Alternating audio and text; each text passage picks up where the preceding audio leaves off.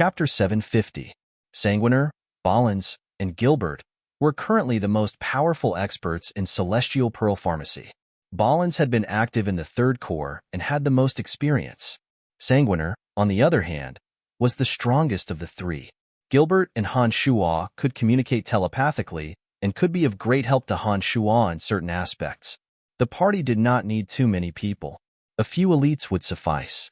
Therefore, Han Shuo chose Sanguiner, Gilbert, and Gilbert. Han Shuo had delegated the management of the Celestial Pearl Pharmacy to Phoebe and the others. He believed that by the time he returned, everything would be in order. The ladies were very interested in the Lavers' residence and would soon move in. Fort Lossberg was located at the border of the City of Shadows. It was next to Hushvale City and Darksoul City. If one headed north from Fort Lossberg, one would cross the vast ocean and vast mountain ranges to reach the Destruction Dominion. Among the many forts in the City of Shadows, Fort Lossberg was the largest and had the most abundant resources.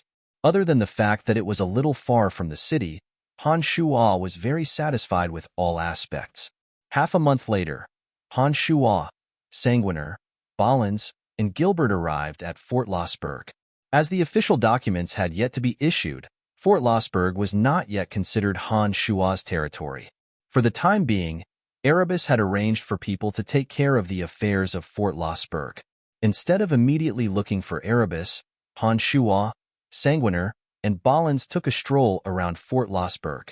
He discovered that there were about 5,000 gods in the fort.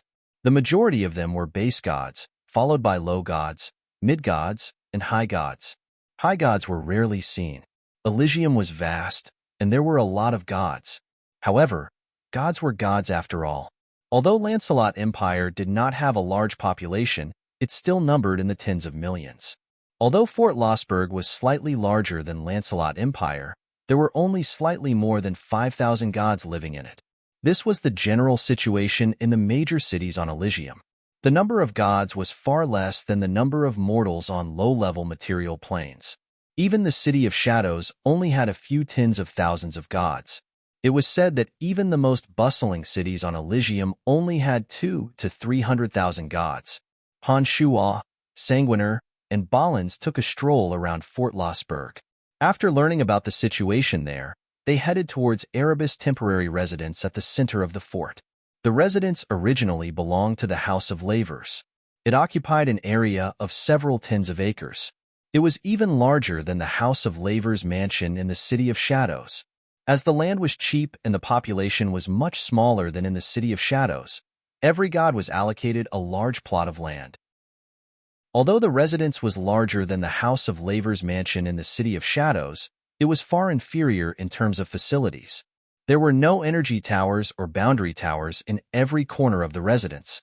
There were also no divine weapons or powerful defensive boundaries in the gymnasiums. There were also no luxurious decorations in the buildings.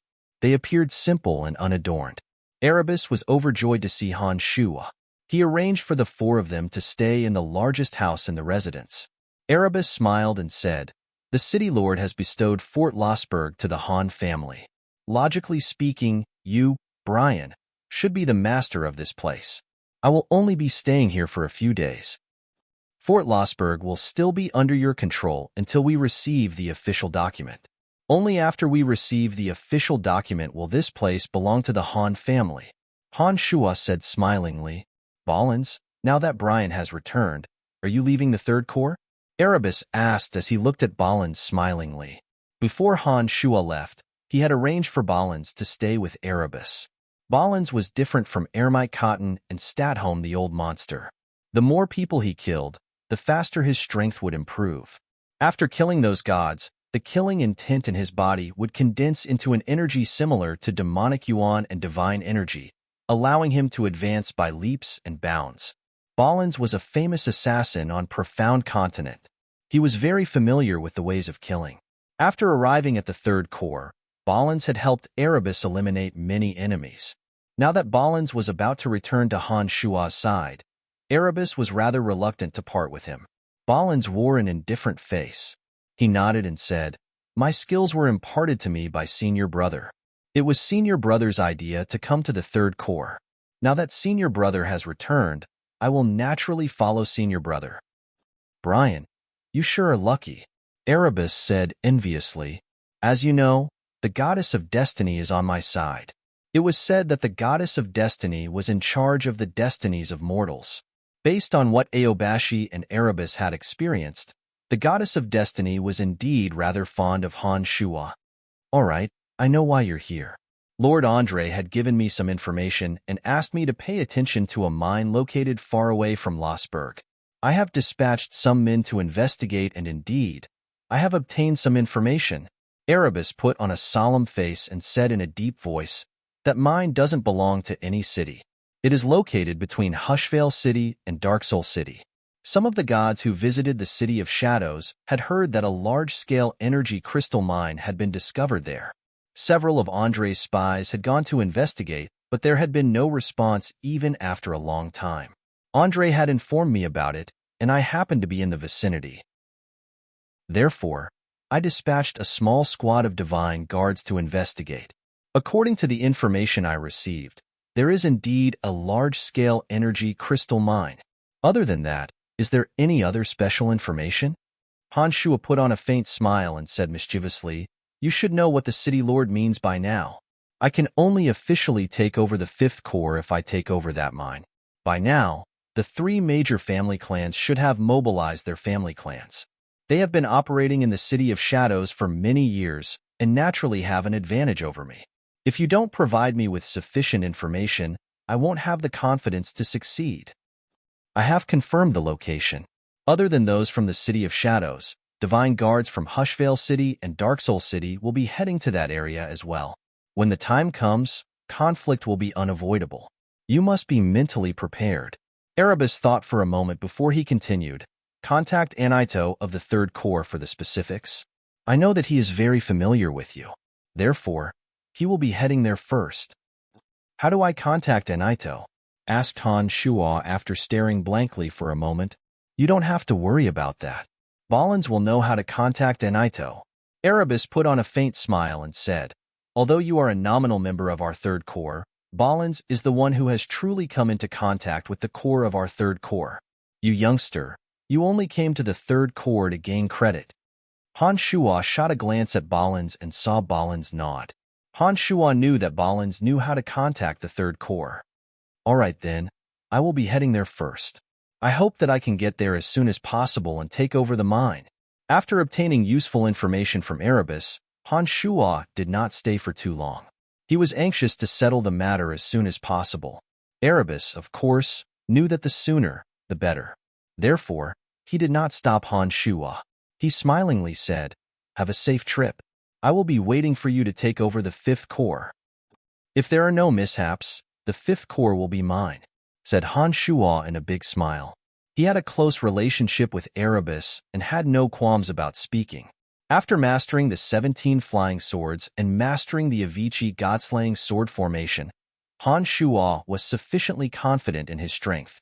As long as there were no mishaps, Han Shua believed that he would be able to take over the mine. Master, what should we do? Asked Gilbert after leaving Fort Losberg with Han Shua. Let's observe the situation for now. Our main objective is to take over the mine. Energy crystals are good stuff. Every city and every god needs them, replied Han Shua smilingly. After walking around Fort Losberg, Han Shua discovered that although there were all kinds of ores around the fort, the defenses of the fort needed to be strengthened. He did not see many powerful energy towers and boundary towers.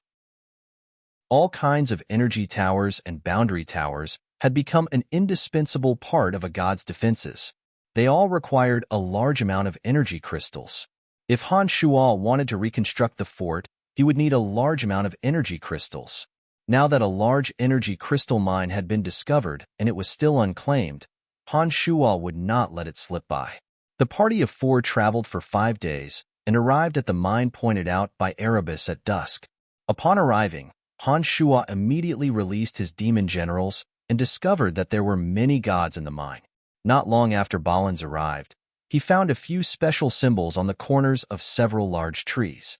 After thinking for a moment, Ballins said to Han Shua respectfully, Senior, follow me. Han Shua knew that Ballins had discovered Anaito's message. He brought Sanguiner and Gilbert with him. In one of the caves in the mine, Han Shuo and Balin saw Anaito. Anaito was in a squad of 10 divine guards, but Anaito was accompanied by only 3 divine guards. Anaito's clothes were ragged, and he looked miserable. There were even bloodstains on his clothes. It seemed that he had suffered heavy casualties. Anaito put on a delighted face when he saw Balin's. When he saw Han Shuo behind Balin's, his face lit up with joy. He cried out in surprise, "Lord Brian has come." The 3 divine guards of the 3rd Corps beside Anaito also recognized Han Shuo. They were all shaken up and were clearly excited. "Anaito, what happened? You look like you have suffered serious injuries." Han Shuo bunched his brows and asked in a rather puzzled manner. "It was done by those from Hushvale City and Dark Soul City. 6 of our men were killed." Anaito replied furiously. "The most despicable one is that Eugene. Last time, our 3 cities worked together to hunt down the God Hunters. Who would have thought that he would resort to such atrocious means just for the sake of the mine?" said a divine guard named Deco furiously. Han Shuo had seen Deco at Erebus' side when they were hunting down the God Hunters. "Eugene?" Han Shuo stared blankly for a moment before he sneered and said, "I didn't expect to run into an acquaintance." Eugene had been mocking and ridiculing Han Shuo while hunting down the God Hunters.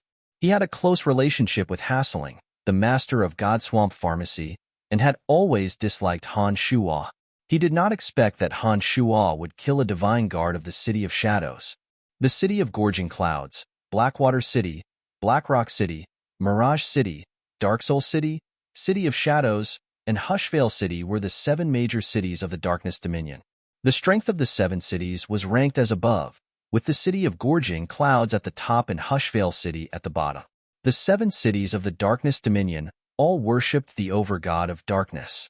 However, the 7 cities were independent, and there were competitions and small frictions between them.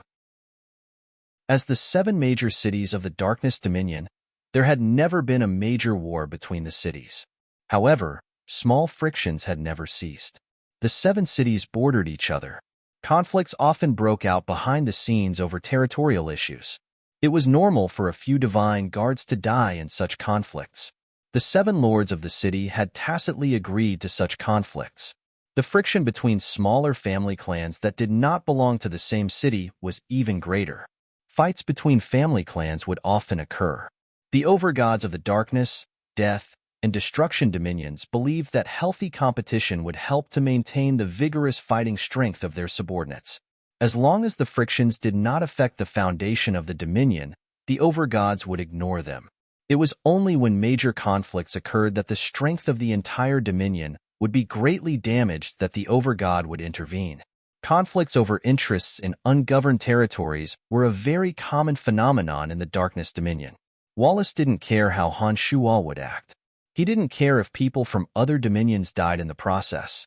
As long as the final result was to obtain the ores, there would be no problem. "What's going on?" asked Han Shuo in a deep voice with his brows bunched. Eugene and his divine guards were here as well. "There are many ores in this mine. We had occupied one of the larger ores on behalf of Lord Erebus.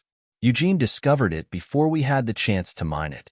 Eugene insisted that they were the ones who discovered the ores first and asked us to leave. We refused and a conflict broke out. Lord Erebus wasn't here, and the result was obvious. 3 of our comrades were killed," said Anaito furiously. Eugene must have hated Lord Erebus for speaking ill of him. That's why he took the opportunity to retaliate, said Deco angrily. Deco had witnessed the conflict between Erebus and Eugene during the Godhunter hunt. Back then, as Erebus and Aobashi were both present, Eugene had no choice but to suffer in silence. He did not dare to start a conflict with Erebus. But this time, it was different. As Wallace had taken the fight for the ownership of the mine as a test for the new chief of the 5th Corps, Erebus did not come personally. Since Erebus, a formidable opponent, did not come, Eugene naturally wouldn't put Erebus' divine guards in his eyes. It was only natural that he would come. "Which mine is Eugene at?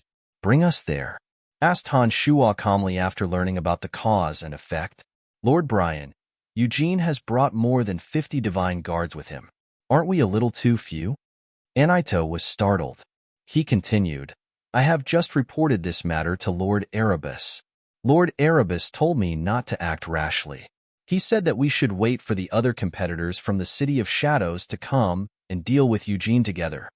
There's no need for that. The few of us are enough. Han Shuo shook his head. If the other competitors arrived, even if they managed to take over the mine, there would be a dispute over the distribution of the profits. Naturally, Han Shuo wasn't willing to let those people have a share of the profits. What are you blabbering about? Just do whatever my master tells you to do. Cut the crap, shouted Gilbert. He was used to being unreasonable. In addition to the fact that his strength had skyrocketed recently, he did not hold back. Anaito, lead the way, shouted Ballins in a low voice. His entire body was brimming with killing intent. Having been active in the Third Corps for 7 years, Ballins had developed quite a bit of affection for the Third Corps. Now that Eugene was bullying the Third Corps, he immediately flew into a rage. Over the years, Ballins had killed many divine guards from other cities. His killing intent was extremely dense. After cultivating demonic arts, he had become more and more bloodthirsty. Other than Han Shuo, no ordinary person could restrain him. Anaito and Ballins were familiar with each other. He knew that this old man killed without batting an eye and was a bloodthirsty lunatic. Anaito was rather frightened when he heard Ballins's words. He replied while trembling with fear, All right then, but Lord Ballins, you have to be careful. Our opponent this time is Eugene. Eugene is a high god. With my master here, what can Eugene do? Replied Sanguiner coldly. Just like Fanny and the other ladies, although Sanguiner's strength was even more terrifying than Ballins and Gilbert, he had a blind admiration for Han Shuo. In his mind, Han Shuo was omnipotent. He believed that Eugene, whose name he had never heard of, would be a dead end for Han Shuo. After hearing Sanguiner's words, Ballins and Gilbert nodded simultaneously. They seemed to agree with Sanguiner. All right, I'll lead the way. For some reason, Anaito felt even more pressured than Ballins when Sanguiner glared at him. Therefore, he straightforwardly agreed. From his point of view, Sanguiner, Ballins, and Gilbert were all brimming with murderous intent. With just a glance, he could tell that none of them were benevolent characters. On the contrary, Han Shuo was gentle and always had a smile on his face when dealing with people. Anaito, who had never seen Han Shuo's savagery, could not understand how a character like Han Shuo could suppress the three fiends. Soon enough, Anaito led Han Shuo and the other three to a large mine. A divine guard on Eugene's side at the entrance laughed mischievously and said, You dare come again? Did you think that Lord Eugene was merciful when he spared you all last time? Haha, you're courting death again. The other divine guard laughed hysterically. He obviously did not think much of Han Shuo and the other three that Anaito had brought with him. Anaito's face turned unsightly. He looked at Han Shuo with a pleading expression and said, Lord Brian, what do you think? Oh, you even brought a helper. Haha.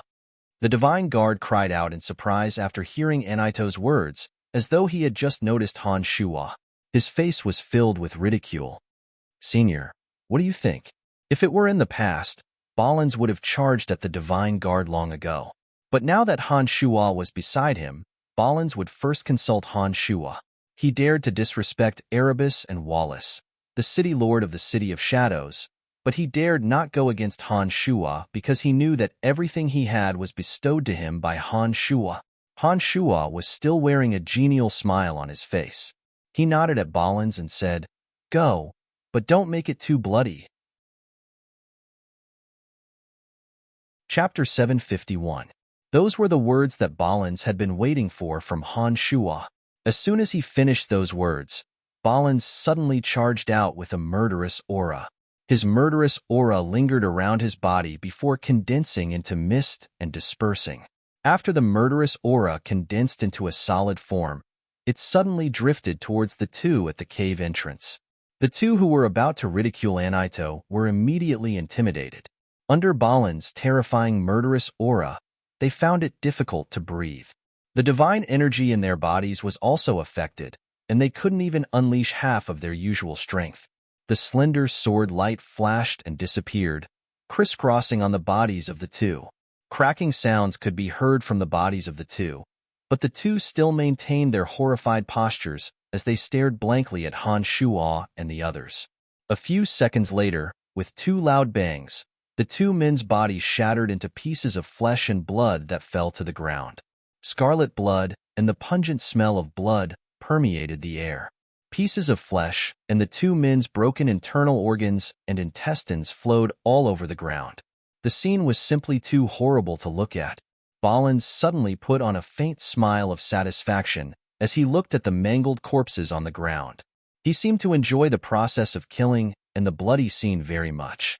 As a cultivator of the god-slaying devil path, Ballins had become more and more extreme as he cultivated in demonic arts.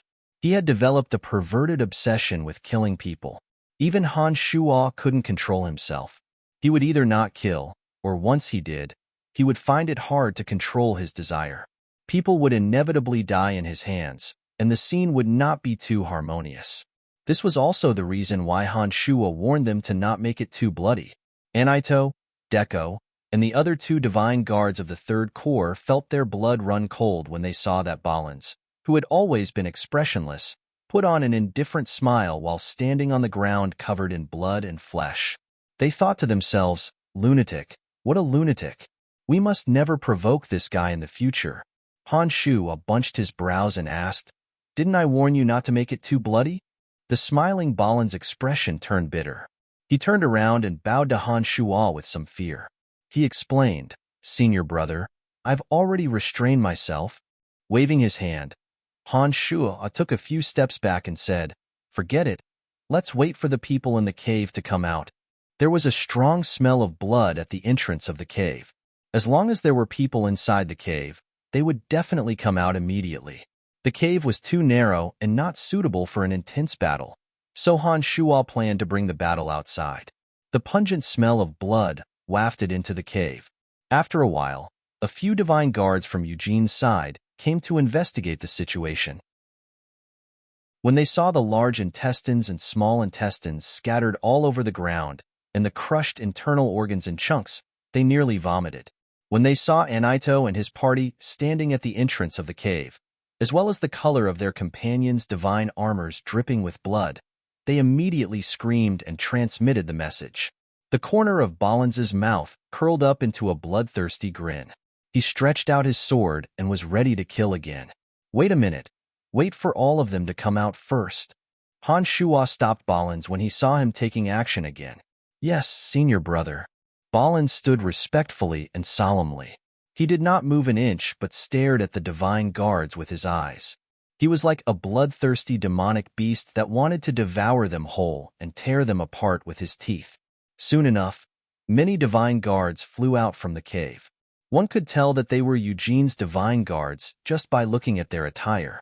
When those divine guards came out and saw the horrible scene at the entrance of the cave, their faces turned ghastly pale.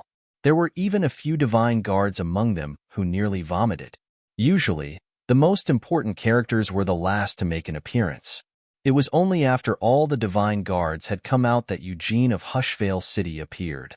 Eugene's eyes turned even more sinister when he looked at Han Shuo and his party.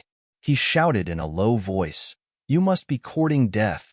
Old fool, you are the one who deserves to die. How dare you rob my master's belongings? You must be tired of living." Gilbert pointed at Eugene and cursed, "Look at your wretched face. It seems that you won't be able to live past today. If you know what's good for you, you'd better slit your own throat. Don't bother me with killing you." Even Han Shuo couldn't help but raise his eyebrows at Gilbert. He did not expect that even after coming to Elysium, dying once would not change Gilbert's nature. It seemed that Gilbert had become even more vicious than before. At least, Han Shuo had never heard such words from Gilbert before. Gilbert did not stop cursing even though Eugene's face had turned green. He said in a smug manner, "Tisk tiske, everyone, look at his face. You should know that he is going to die today." Gilbert pointed at Eugene, who had turned green from anger, and continued to make sarcastic remarks. "Get rid of this youngster." Eugene could no longer bear it and shouted. When Eugene saw that Han Shuo had arrived, he was planning to use peaceful means before resorting to force. But little did he know that Gilbert's words were getting more and more unkind and malicious. Eugene was so enraged that he decided to get rid of Gilbert first before discussing the mine with Han Shuo. Several divine guards immediately flew out from behind Eugene. These divine guards had long found Gilbert an eyesore, especially when they discovered that Gilbert was only an early-stage low god. They could no longer tolerate Gilbert's arrogance. They couldn't understand how a low god could be so arrogant. What a bunch of fools. Gilbert laughed maniacally. When the first mid-god approached Gilbert, Gilbert threw a punch while laughing maniacally. His arm turned pitch black and the veins on his arm looked like strange little black snakes. It gave his arm a sense of violence and beauty. Boom. The first early-stage mid-god divine guard that charged at Gilbert was sent flying along with the divine weapon in his hand by Gilbert. That divine guard who did not put Gilbert in his eyes suffered serious injuries before he could even display his true strength. A sharp glint flashed across Sanguiner's eyes. His crimson eyes met the divine guard's. That divine guard who was seriously injured by Gilbert suddenly felt a surge of energy flowing into his body from Sanguiner's eyes. The next moment, he discovered that the blood in his body was flowing uncontrollably from his mouth, nose, eyes, ears, penis, and anus. Blood was flowing out from all the holes in that divine guard's body. He couldn't stand the feeling of approaching death step by step and started screaming. Sanguiner's crimson eyes glowed brightly. The corners of his mouth curved into a faint smile. Ballins's face was filled with malevolent, bloodthirsty madness. The flying sword in his hand that was refined by Han Shuo emitted chilling rays. The other divine guards that charged at Gilbert retreated in panic. Some of the divine guards that failed to retreat in time had wounds on their chests. Blood soaked through their divine armor. What's going on? What's going on? I can't control the blood in my body. The divine guard on the ground was still shrieking in fear. His voice grew weaker and weaker. As he lost too much blood, his face grew paler and paler. Under the gazes of the crowd, his body gradually shriveled. It was as though all the blood and water in his body had been drained. Finally, his body twisted and convulsed for a moment before he fell to the ground like a piece of dead wood. Anito, Deco, and the other three who planned to help Gilbert had terrified faces. They knew very well how powerful Ballins was. As for Gilbert and Sanguiner, as they had never left the Celestial Pearl Pharmacy, they had no idea that the two could be so powerful. Sanguine's crimson eyes flashed as he watched Gilbert, an early-stage low god, severely injure an opponent who was one level higher than him with a single punch. Sanguine's crimson eyes flashed as his opponent's blood flowed uncontrollably. They were astounded by the performance of the two. Monsters. Only those from the Celestial Pearl Pharmacy are monsters. One Ballins was already frightening enough. They did not expect that the crimson-eyed youngster to be even more bizarre. With a flash of crimson light from his eyes, the enemy would bleed uncontrollably. How bizarre. Anito, Deco, and Deco cried out in their minds. Sanguiner, Ballins, and Gilbert's attacks had shocked Eugene's divine guards. Eugene's face turned even more unsightly. He did not expect that there would be such strange people around Han Shuo. He knew nothing about the profound energy cultivated by Sanguiner and Ballins. The only thing he could see was that Gilbert had seriously injured one of his divine guards with a single punch. With that, Eugene no longer dared to act blindly without thinking. All of you, get the hell out of this cave. From today onwards, everything here belongs to the Han family of the City of Shadows. Gilbert became immensely proud of himself again. He pointed at Eugene and said disdainfully, "You are no match for him. Kill this cocky bastard." Eugene was enraged. He shouted, "Squads 2 and 3, attack together. No matter what happens, I will take responsibility." The divine guards behind Eugene had long disliked Gilbert.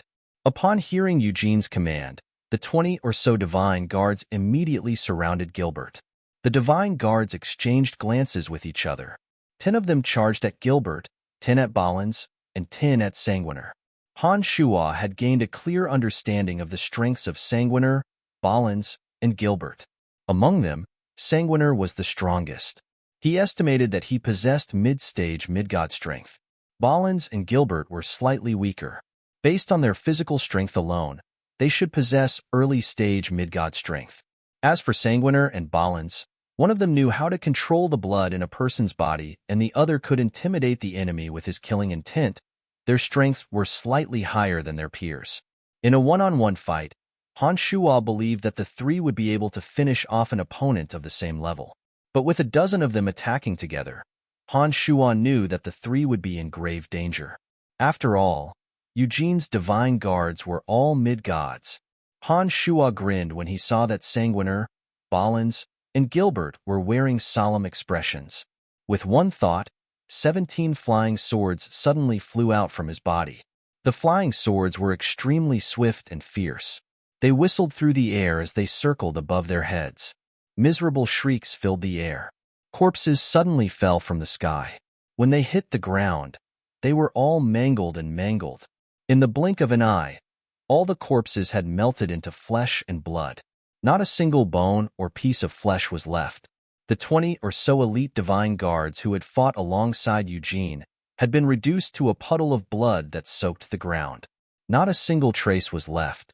Anaito and the others had been puzzled as to why Sanguiner, Ballins, and Gilbert, these three fiends, would be so obedient to Han Shuo. But now, they finally understood. Han Shuo still wore a gentle smile on his face. However, in the eyes of Anaito and the others, this usually gentle smile suddenly gave off an indescribable sense of malevolence and cruelty. Eugene, take your men and get the hell out of here. Leave behind all the energy ores you have mined. From today onwards, everything in the mine belongs to the Han family of the City of Shadows. Han Shuo said to Eugene with a beaming smile. You dare to kill more than 20 of my men? Eugene was shivering from head to toe. When he saw that not even a bone was left of his elite divine guards that he had painstakingly nurtured, the fury in his heart exceeded his fear of Han Shuo. He shrieked. Han Shuo shook his head and sighed softly. He softly said, "So insensible. This is going to be difficult." As soon as Han Shuo finished those words, the 17 flying swords that were still hovering in the air flew towards the remaining divine guards. Shrill whistles pierced through the air. All the divine guards other than Eugene were killed and turned into puddles of blood. Cauldron Spirit suddenly flew out from Han Shuo's body. It circled a few times above the bloody scene and collected the divine souls that had yet to dissipate between heaven and earth. Eugene pointed at Han Shuo and shouted, "I'll kill you." 17 flying swords shot towards Eugene. The smile on Han Shuo's face gradually turned cold. He slowly closed his eyes and deployed the Avicii god-slaying sword formation with his consciousness. The 17 flying swords were like 17 afterimages, forming abstruse and complex patterns in the air. Gusts of chilly wind blew, and killing intent soared into the sky. It was as though the 18 levels of hell had descended. Eugene was a mid-stage high god expert. Such a god would be an expert no matter where he went. Han Shuo had no choice but to use the Avicii god-slaying sword formation. He controlled the sword formation with his consciousness. Streaks of sword radiance weaved and interweaved, disrupting Eugene's domain of divinity and preventing him from borrowing much of the elements of heaven and earth. Back when Han Shuo walked out of the valley, Cauldron Spirit had told him that Han Shuo, who had mastered the Avicii god-slaying sword formation, could slaughter early-stage high god experts even without Cauldron Spirit's energy. After testing the power of the sword formation, Han Shuo confirmed Cauldron Spirit's words. However, Eugene was a mid-stage high god expert. Although he couldn't fight back in the Avicii god-slaying sword formation, he seemed to be able to hold on for some time. If Han Shuo wanted to kill him, he would have to pay a heavy price. Cauldron Spirit, return. Han Shuo did not want to waste too much energy on Eugene. With one thought, Cauldron Spirit returned to Han Shuo's body. Cauldron Spirit's energy instantly poured into Han Shuo's body. Only then could the first form of the Avicii god-slaying sword formation, Avicii Hell, be activated. As soon as the Avicii Hell was activated, the streaks of sword radiance turned solid. The chilling wind and killing intent grew 10 times more intense. Strange energy surged within the sword formation and destroyed Eugene's layers of defensive boundaries. A miserable howl sounded as Eugene's flesh and blood splattered everywhere. A high god divine soul. Haha, this is great. I can finally refine a demon general of the highest grade. Cauldron's spirit shouted. It was much livelier than usual. It immediately flew out from Han Shua's body and pounced at Eugene's high god divine soul that had yet to dissipate. Chapter 752. None of Eugene and his party from Hushvale City managed to escape from Han Shua's murderous hands. All of them died at the entrance of the cave. The stench of blood filled the air. Cauldron's spirit was flying around the cave. It had absorbed the divine soul of Eugene, a mid-stage high god. None of the divine guards managed to escape Cauldron's spirit and were sucked into the cauldron of myriad demon. According to Cauldron's spirit, only the divine soul of a high god could be refined into a spirit demon of the highest grade. A spirit demon of the highest grade would be more powerful and could provide Cauldron's spirit with more energy. Ever since the demise of the exalted demon lord, the cauldron of myriad demon had not produced a demon of the highest grade. Now that Eugene's divine soul had been captured, it meant that a spirit demon was finally born in the cauldron of myriad demon. In just a short time, the entrance of the cave had turned into a pool of blood. The gods killed by Han Shua's 17 flying swords had turned into puddles of blood. The corpses of those killed by Balins were scattered all over the ground. It was a gruesome scene.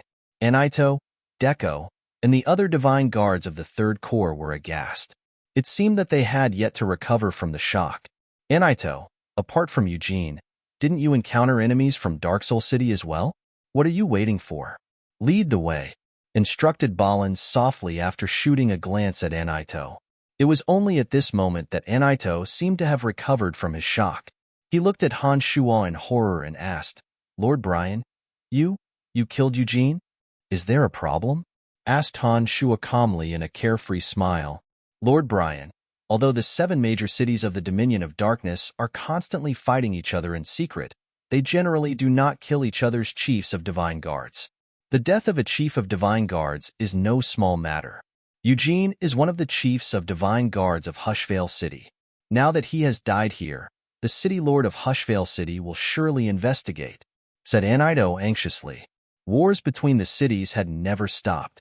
However, as the chiefs of divine guards possessed extraordinary strength, there had never been a case of a chief of divine guards dying.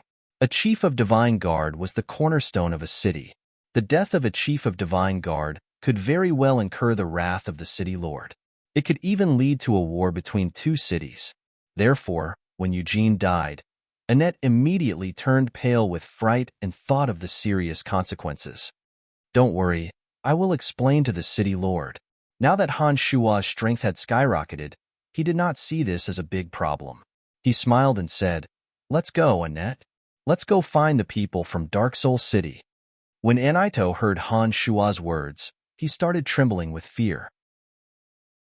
Whenever he recalled his vile attitude towards Han Shua back in the City of Shadows, Anaito felt a chill run down his spine.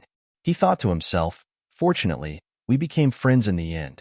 Otherwise, I wouldn't even know how I died. This is a ruthless man who kills without batting an eyelid. He had hidden it so deeply in the past. Once it was unleashed, it was truly terrifying. My lord, please follow me. The one from Dark Soul City is also a chief of divine guards.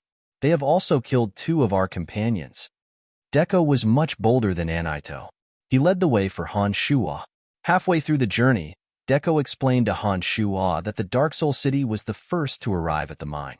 After arriving, they did not allow anyone to approach the mine. Anaito and his companions were discovered when they came to scout the mine.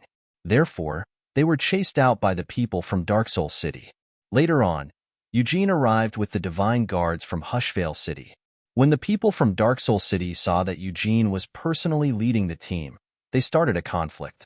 As both sides were equally matched in strength, the people from Dark Soul City took the initiative to retreat. They occupied several of the largest mines and left the rest unattended. The chief of divine guards from Dark Soul City was called Jirofi. Like Eugene, He was also a mid-stage high god cultivating in the energy of destruction. With Deco leading the way, the party soon arrived at the center of the mine. They were surrounded by bottomless caverns. Each cavern was guarded by several divine guards from Dark Soul City. Lord Brian, the chief of divine guards from Dark Soul City, Jirofi, should be guarding the largest cavern, said Deco to Han Shuo as he pointed at the largest cavern. This place already belongs to Dark Soul City. You can start mining in other areas.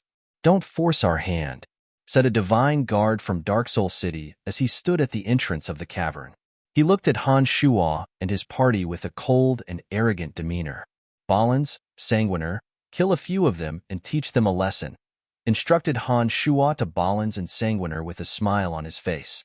The fact that Dark Soul City had killed a few divine guards from the Third Corps indicated that they had made the first move. Han Shuo would not hold back. Balins could enhance his killing intent by killing, Sanguiner could extract new energy from the blood of his victims, and Han Shuo could harvest divine souls. For the three of them who cultivated in demonic arts, there were only advantages and no disadvantages in killing others. Not to mention that they were the ones who made the first move. Han Shuo would not hold back. Balins and Sanguiner abruptly pounced at two divine guards from Dark Soul City at Han Shuo's command. Sanguiner drew a line of blood in her hand as she stared at the two divine guards with crimson eyes.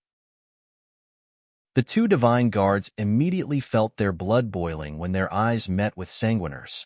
At this moment, Balins arrived in front of the two divine guards.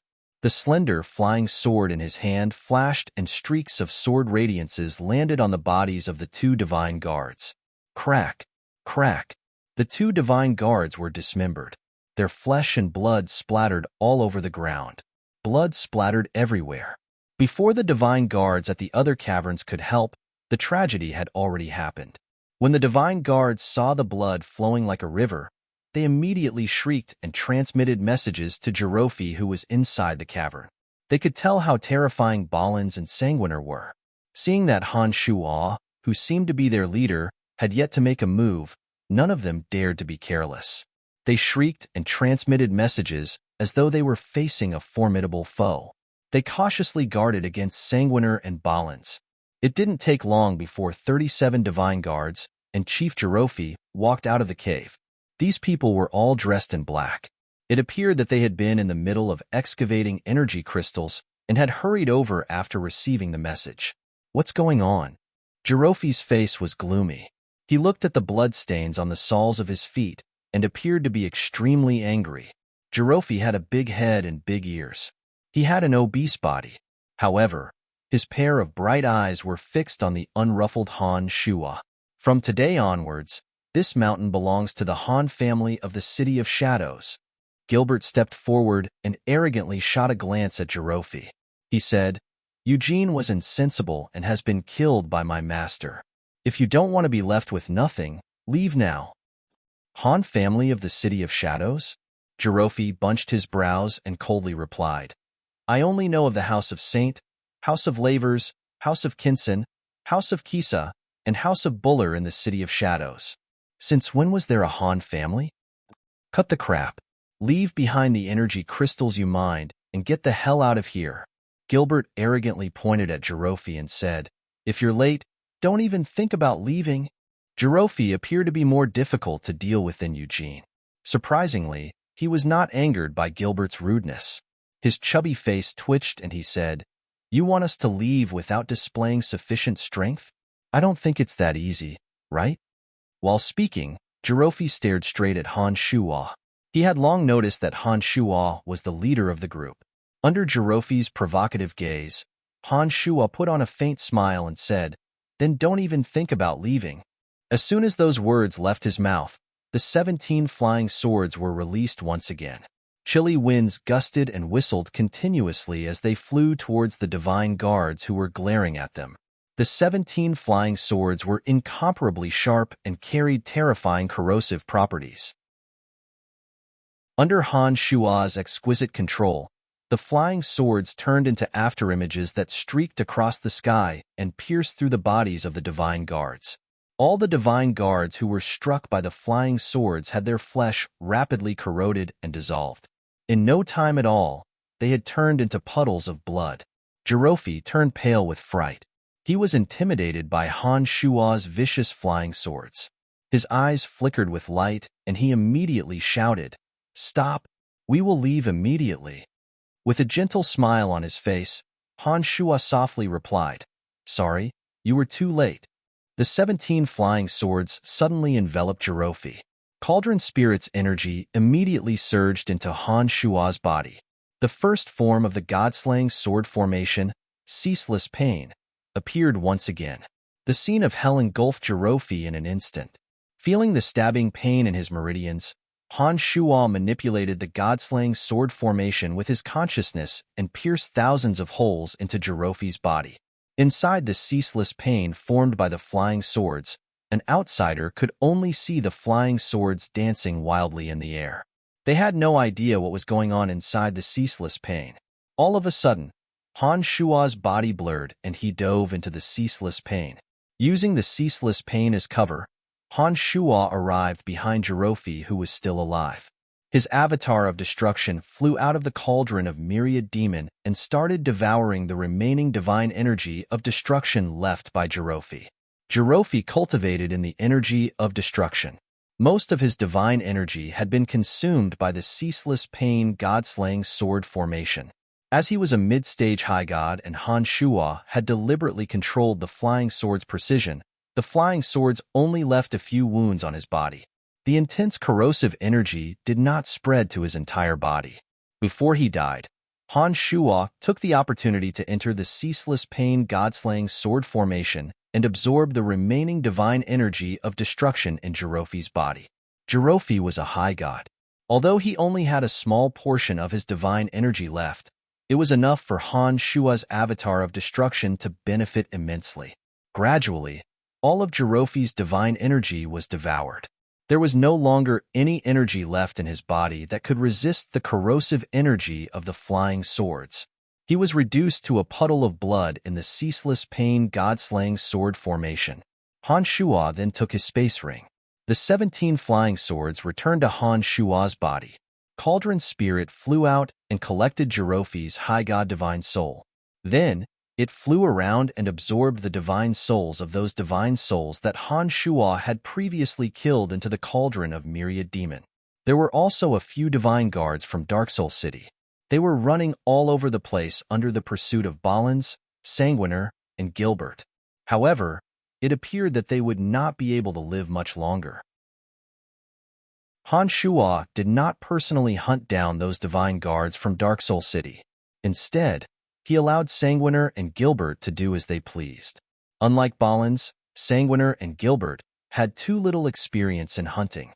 In order for the two to be able to shoulder heavy responsibilities in the future, Han Shua had to train them as soon as possible. With the demon generals keeping an eye on those divine guards and the veteran assassin Ballins assisting them, Han Shua believed that none of those divine guards from Dark Soul City would be able to escape. My lord, you are truly amazing," Deko softly exclaimed as he looked at Han Shua with eyes of admiration. Anaito appeared rather frightened. He put on a long face and said to Han Shua, "Lord Brian, Jirofi of Dark Soul City is also a chief of divine guards. Now that you have killed 2 chief of divine guards, the 2 city lords will not let this matter rest." "What does that have to do with me?" Han Shua put on an innocent face. He put on a mischievous smile and said, "It was clearly Eugene and Jirofi who killed each other in the mine. The tragedy had already happened by the time we arrived. We did nothing." "It was clearly?" Anaito pointed at Han Shua and exclaimed in a low voice when he saw that Han Shua was lying through his teeth. Suddenly, Anaito's face jolted as though he had thought of something. He immediately put on a mischievous smile and said in admiration, "My lord is truly wise. As long as no one from Hushvale City and the City of Shadows walks out alive, we can say whatever we want. It doesn't matter if the 2 city lords believe us or not. They can't do anything if they don't have any evidence and we deny it," said Deko with a face full of admiration. After saying those words, he asked, "My lord, will those fellows who escaped?" "Don't worry. With a veteran killer like Ballins around, they won't leave any survivors," said Han Shua with a faint smile. After hesitating for a moment, he said, I hope that all of you can keep what happened today a secret. Even to Lord Erebus and the City Lord, we will have to give the same explanation. Otherwise, we will all be in trouble if word gets out. Upon hearing Han Shua's words, Anaito, Deko, and the others patted their chests and promised. Anaito said, Don't worry, my lord. We will give the same explanation to everyone. Hee, but I believe that with the City Lord's brilliance, he will be able to figure out a thing or two. Then it doesn't matter. As long as we don't leak the information, it will be fine, said Deko smilingly. After this incident, they had become both respectful and fearful of Han Shua. They trusted him even more than Erebus, who had led them for many years. Especially since they were personally involved in this incident, they naturally had to plan for their own safety. Be careful and take the space rings they left behind. These guys must have mined a lot of energy crystals. Those energy crystals are all ours. Naturally, we can't let them get away with it, said Han Shua to Anaito and the other three. The gods killed by Han Shua had turned into blood that seeped into the ground. Only the metal divine artifacts and space rings were left behind. As long as they were careful, there shouldn't be any problems. As for the gods killed by Sanguiner and Balance, although they were also in a terrible state, they didn't have to worry about being corroded. Therefore, there shouldn't be any problems. While Anaito and the other three were collecting the spoils of war for Han Shua, Balance returned first. Balance bowed to Han Shua and said in a low voice, Senior brother, it's all settled. Han Shua nodded with a smile. He was very satisfied with the result of this trip. Chapter 753. Eugene and Jirofi, the two Divine Guard chiefs, and their Divine Guards had all died in the hands of Han Shua and his party. Anaito and his party were in charge of collecting and tallying the spoils of war. About half a day later, Anaito and his party had tallied up all the spoils. There were more than 5,000 pieces of energy crystals of various sizes, more than 70 divine armors and divine weapons, and one high god weapon each for Eugene and Jirofi. It was impossible to estimate the total value of these items in a short time. However, a conservative estimate was that the total value of these items would not be less than 2 million black gold coins. Most importantly, the mine had been occupied by Han Shua. Eugene and Jirofi had only been mining the mine for a few days. There was no way they could have extracted much of the energy crystal ores from the mine. It was impossible to estimate how many energy crystals there were in the entire mine. The total value would be in the tens of millions of black gold coins. The invaders from Hushvale City and Dark Soul City were completely annihilated. Balance, Anaito, and his party carefully cleaned up the scene. They erased all traces that could prove that Han Shua and his party were the culprits. They even deliberately buried some worthless divine weapons in the ground and placed a few incomplete corpses of both sides together to create the illusion that both sides had suffered heavy casualties. Balance was very familiar with the process. Sanguiner and Gilbert, on the other hand, were not as proficient. Under the guidance of Balance, Anaito, and the others, Sanguiner and Gilbert quickly became familiar with the method of framing others. They helped Anaito and his party clean up the mess. Naturally, Han Shua did not leave. He stayed in the mine for the time being, waiting for the arrival of the competitors from the major family clans. During this period of time, Anaito, his party of 4, Balance, Sanguiner, and Gilbert visited every major mine in the mine. They carved a special pattern on the entrance of every cave that contained energy ores, the pattern of the cauldron of myriad demon. As the Han family had only been established for a short time, Han Shua had not thought of making a special emblem for the Han family.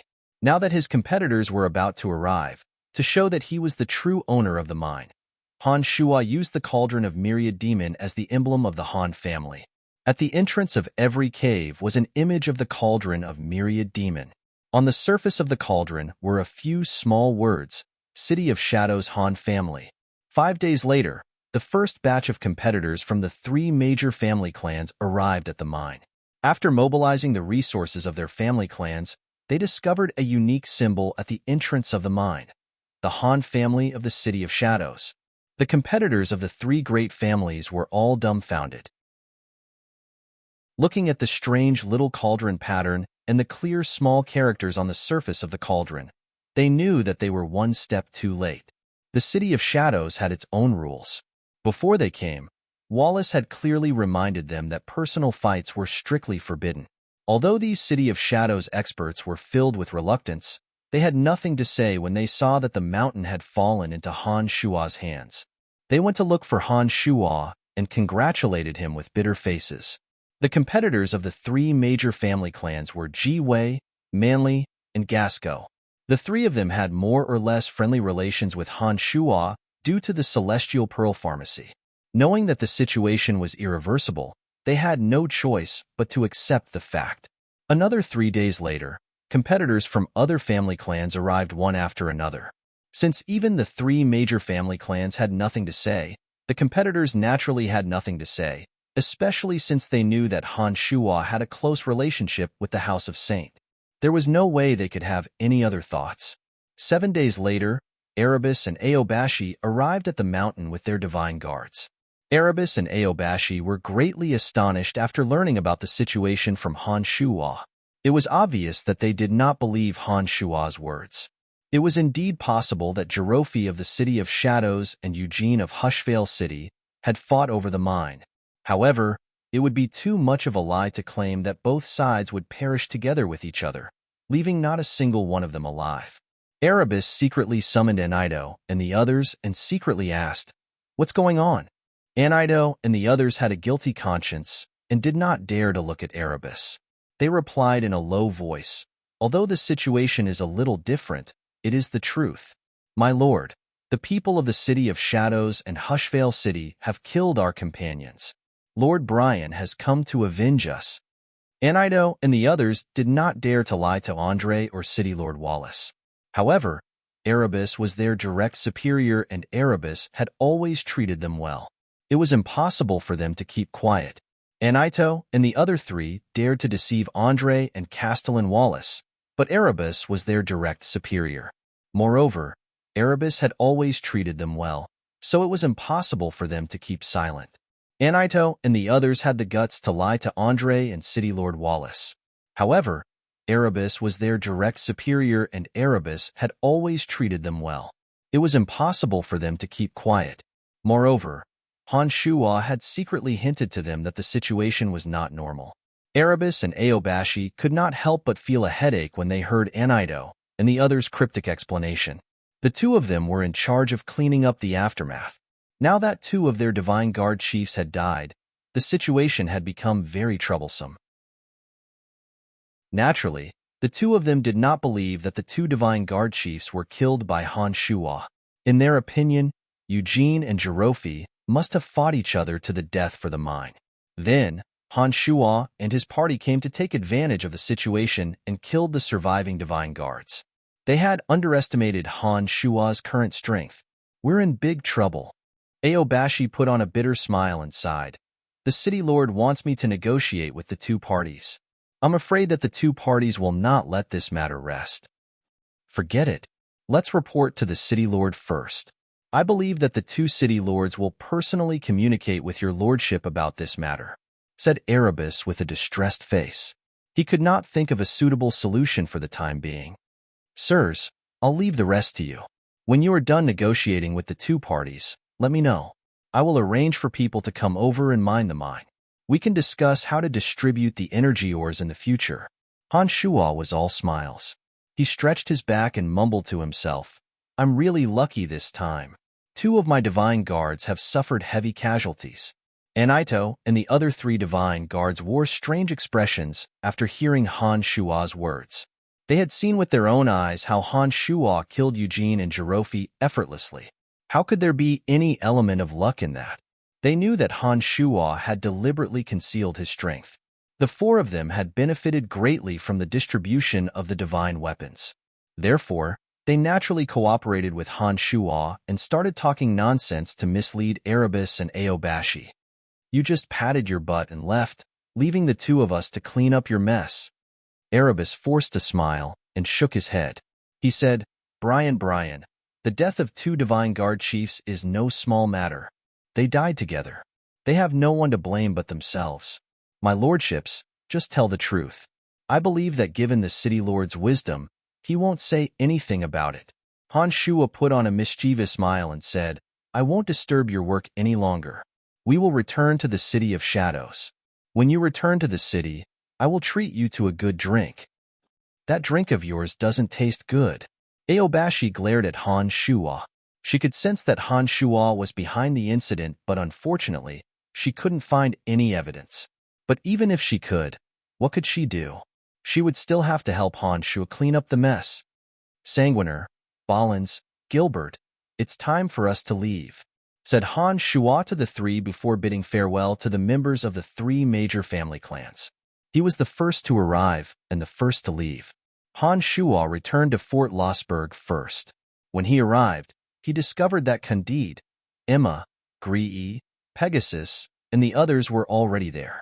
These people were very experienced in the management of cities.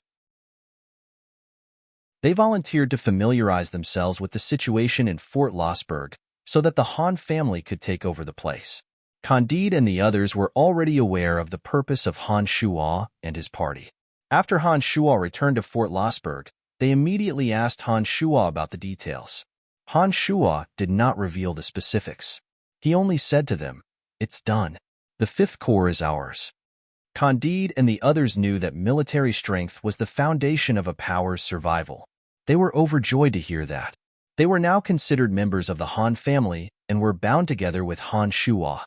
Naturally, they hoped that the Han family could stabilize their power in the City of Shadows. After living on Elysium for a period of time, they had fully realized the importance of a family clan. They volunteered to come to Fort Lossberg in order to strengthen the House of Han. They knew that only with the House of Han's strength could they ensure their safety and secure a foothold in the City of Shadows. Han Shua took out a portion of the energy crystals he obtained from the mine and handed it to Candide and the others. He asked them to decorate the Han family's residence in Fort Lossberg with energy towers and boundary towers. Energy crystals were the foundation that maintained the energy towers and boundary towers. With an abundant supply of energy crystals, the Han family's residence in Fort Lossberg could be fortified. Han Shua and Candide discussed the issue of Fort Lossberg for half a day. Han Shua wasn't an expert in the management of cities. Back then, he had delegated the management of Bretel City to Dorcas and Jack. Fort Lossberg was no exception. Although it was a discussion, Han Shua heard from Candide and the others that Candide and the others needed Han Shua's approval before they dared to take action. They mainly wanted to get Han Shua's approval. Han Shua knew that Candide and the others had no one to rely on Elysium. Now that he had been branded as a member of the Han family, he knew that they would work for him wholeheartedly. Therefore, Han Shua straightforwardly agreed to their request and delegated all the necessary authority to them. When Candide and the others no longer had any questions, Han Shua, Sanguiner, Ballins, and Gilbert left for the City of Shadows. Inside the Saint residence of the City of Shadows, City Lord Wallace and Andre were facing a magical mirror. Inside the mirror were Aobashi and Erebus. They were reporting the situation in the valley to Wallace with a bitter smile. When they heard that Eugene and Jirofi of Hushvale City and Darksoul City had died in the valley, Wallace and Andre's faces jolted. Wallace asked, Where's Brian? Where are the others? Brian is fine. When Aobashi and I arrived, Brian had already taken control of the mountain, Erebus said in a bitter smile. But Brian said that Eugene and Jirofi had perished together. When we arrived, we did not find a single survivor. All the divine guards from Hushvale City and Darksoul City were killed without even leaving behind a complete corpse. The situation is rather strange. With Eugene and Jirofi dead in Tanai Mountain, the city lords of Hushvale City and Darksoul City will surely come after elder brother. Andre also had a headache. After thinking for a while, Andre asked Erebus, Did Eugene and Jirofi perish together? They are all dead. We don't know either. Erebus put on a bitter smile and continued. None of the divine guards from Hushvale City and Darksoul City survived. This doesn't seem to have happened naturally. But I have asked Brian about it and Brian is adamant that they perished together. We have also found some traces at the scene that point to a bitter battle. Wallace was stunned. After a long while, He nodded and said in a deep voice, "Seize the mountain. Inform Hushvale City and Darksoul City of the death of the two Divine Guard chiefs. No matter who asks, tell them that they perished together. If you miss anything at the scene, you will clean it up." "Understood, my lord," replied Erebus.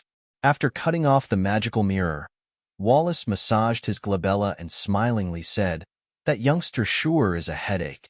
But I'm sure that Eugene and Jerofi's deaths had something to do with him. Hee hee. I bet those two city lords will be furious." "Elder brother, Brian couldn't have killed Eugene and Jerofi, could he?" Andre stared blankly for a moment and was rather doubtful. "Then how do you explain what happened in the valley?" Wallace shot a glance at Andre and said in a mischievous smile, "Perhaps he doesn't have the strength to kill both of them at once. But if he is adept at seizing the right moment, he might have a chance of succeeding. Heh. The traces of battle between the two sides are still intact. That kid is a talent. It looks like the Fifth Bureau will do better in his hands than Avery. Brian is a little too daring. He even killed a Divine Guard chief," exclaimed Andre. "Daring, ruthless, and meticulous are the qualities that a man must have in order to achieve great things. This incident has sufficiently proved that he is qualified to be the chief of the Fifth Corps. All right, prepare the relevant documents this afternoon. Also, let go of those Fifth Corps Divine Guards who have no problem with them." Wallace did not get angry at Han Shuo for causing trouble. Instead, he was very satisfied with Han Shuo's daring and ruthless style. Andre nodded, indicating that he understood, turned around, and left. After Andre left, Wallace once again used the magical mirror to get in touch with the city lords of Hushvale City and Darksoul City.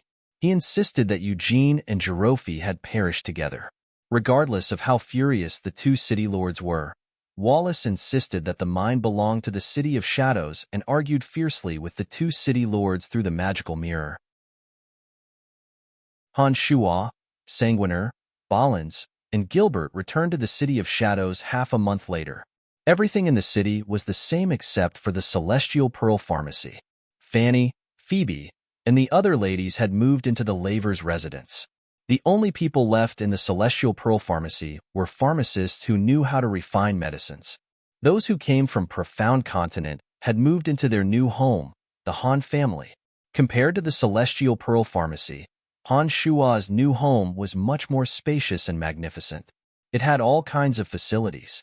Buildings on Elysium had always been built in a solemn and dignified style. They would spend little effort on decorations. Fanny, Phoebe, and the others who came from Profound Continent did not like the original style of the laver's residence. Therefore, they had transplanted a lot of flowers, plants, artificial hills, small bridges, flowing rivers, and odd-looking rocks into every corner of the Han family's new home. It looked much more refined and exquisite. Strolling among the flowers, Han Shuo raised his head and looked at the towering buildings. He felt as though he had been in a different world. He still remembered that when he first came to Elysium from Profound Continent, he had gone through all kinds of hardships to reach the City of Shadows. He was as clueless as a country bumpkin when he first set foot in this place. He even had a quarrel with Cage and Doloxes in a gymnasium not far away from him. He was humiliated by the two good-for-nothings of the laver's family and left angrily. Now, everything in this place belonged to the Han family. To him, Han Shuo. Han Shuo deeply enjoyed the feeling of having everything under his control as he breathed in the fresh air. It was as though he could smell the wonderful taste of power. When Fanny, Phoebe, and the other ladies learned that Han Shuo had returned, they came out to welcome him. Han Shuo was brimming with laughter and cheerful voices along the way. Sanguiner and Gilbert were pulled away by Stadholm and Ermike. The two asked Han Shuo about what happened in the valley. When the two learned that Han Shuo had taken over the mine and was about to take over the Fifth Corps, they were very excited. Brian, Candide, and the others went to Fort Lossberg on their own initiative. "Have you met them?" Emily asked Han Shuo. "Yes, I have. Candide and the others kept asking me a bunch of questions. I was so annoyed that my head was about to explode." Han Shuo forced a smile and shook his head. He said, "Managing a city is really not my forte. Fortunately, I brought them all here from Profound Continent. Otherwise, even if Fort Lossberg belonged to the Han family, we wouldn't be able to find anyone suitable to manage it. Brian, from the moment those from Profound Continent set foot on Elysium, they will forever be branded with the Han family. They are all trustworthy. Without the Han family, there is no way they can survive on Elysium. Therefore, they know what to do, explained Emily in a soft voice. Han Shuo had long known this principle. He nodded and smilingly replied, I understand what you mean. They will be the pillars of the Han family in the future. I may not have many good points, but I know how to delegate power to others. I know what kind of people are suited to do. They will definitely find their place on Elysium. Brian, these are the documents that Andre sent to you. He wants you to report to the Fifth Corps as soon as possible after you return. Phoebe handed a large stack of documents to Han Shuo and smilingly said, Andre said that some of those in the Fifth Corps are unruly and unruly. Although they did not rebel with Avery, they have always been very obedient towards him. You should know what they are like. Han Shuo took the documents and gave them a look. He put on a calm smile and said, I love taming those unruly and unruly fellows. Chapter 754. There were 7 Divine Guard Corps in the City of Shadows. Each corps had a limit of 1,000 Divine Guards. Each corps was divided into 10 squads of Divine Guards and a company of 100. Each corps was divided into 10 companies led by 10 company captains. Above the company captains were the Divine Guard chiefs.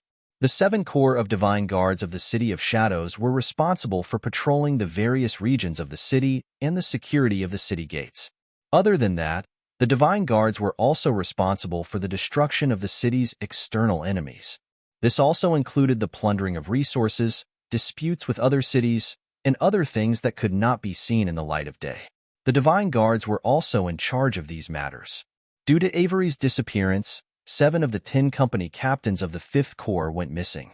Those 7 should have left with Avery. Of the remaining 3 company captains, 2 of them had their families in the City of Shadows and did not participate in Avery's rebellion. However, after the incident, they resigned from their positions and left the 5th Corps. Most of the Divine Guards of the 5th Corps had left. At present, there was only a company chief named Lamont left. The entire 5th Corps had less than 200 Divine Guards. Their numbers had been greatly reduced. Of the 1,000 5th Corps Divine Guards, half had left with Avery and the other half, knowing that they could no longer be of any use to the 5th Corps. In addition to being dissatisfied with the House of Saints' conduct, they had also left the 5th Corps. As a result, the 5th Corps was left with no capable personnel and all its affairs were paralyzed. Wallace was aware of the situation of the 5th Corps. All the duties of the 5th Corps were temporarily assigned to the 1st, 2nd, and 3rd Corps. This left the 5th Corps with even less to do. All the Divine Guards of the 5th Corps gathered in the 5th Corps lazily. They had nothing to do but drink and chat every day. Their spirit had been worn out. In the hall where the 5th Corps handled official business, the only captain, Lamont, was drunk and flirting with a few shrewish female Divine Guards. He seemed to be having a good time. Lord Lamont, I heard that the owner of Celestial Pearl Pharmacy is coming to the 5th Corps.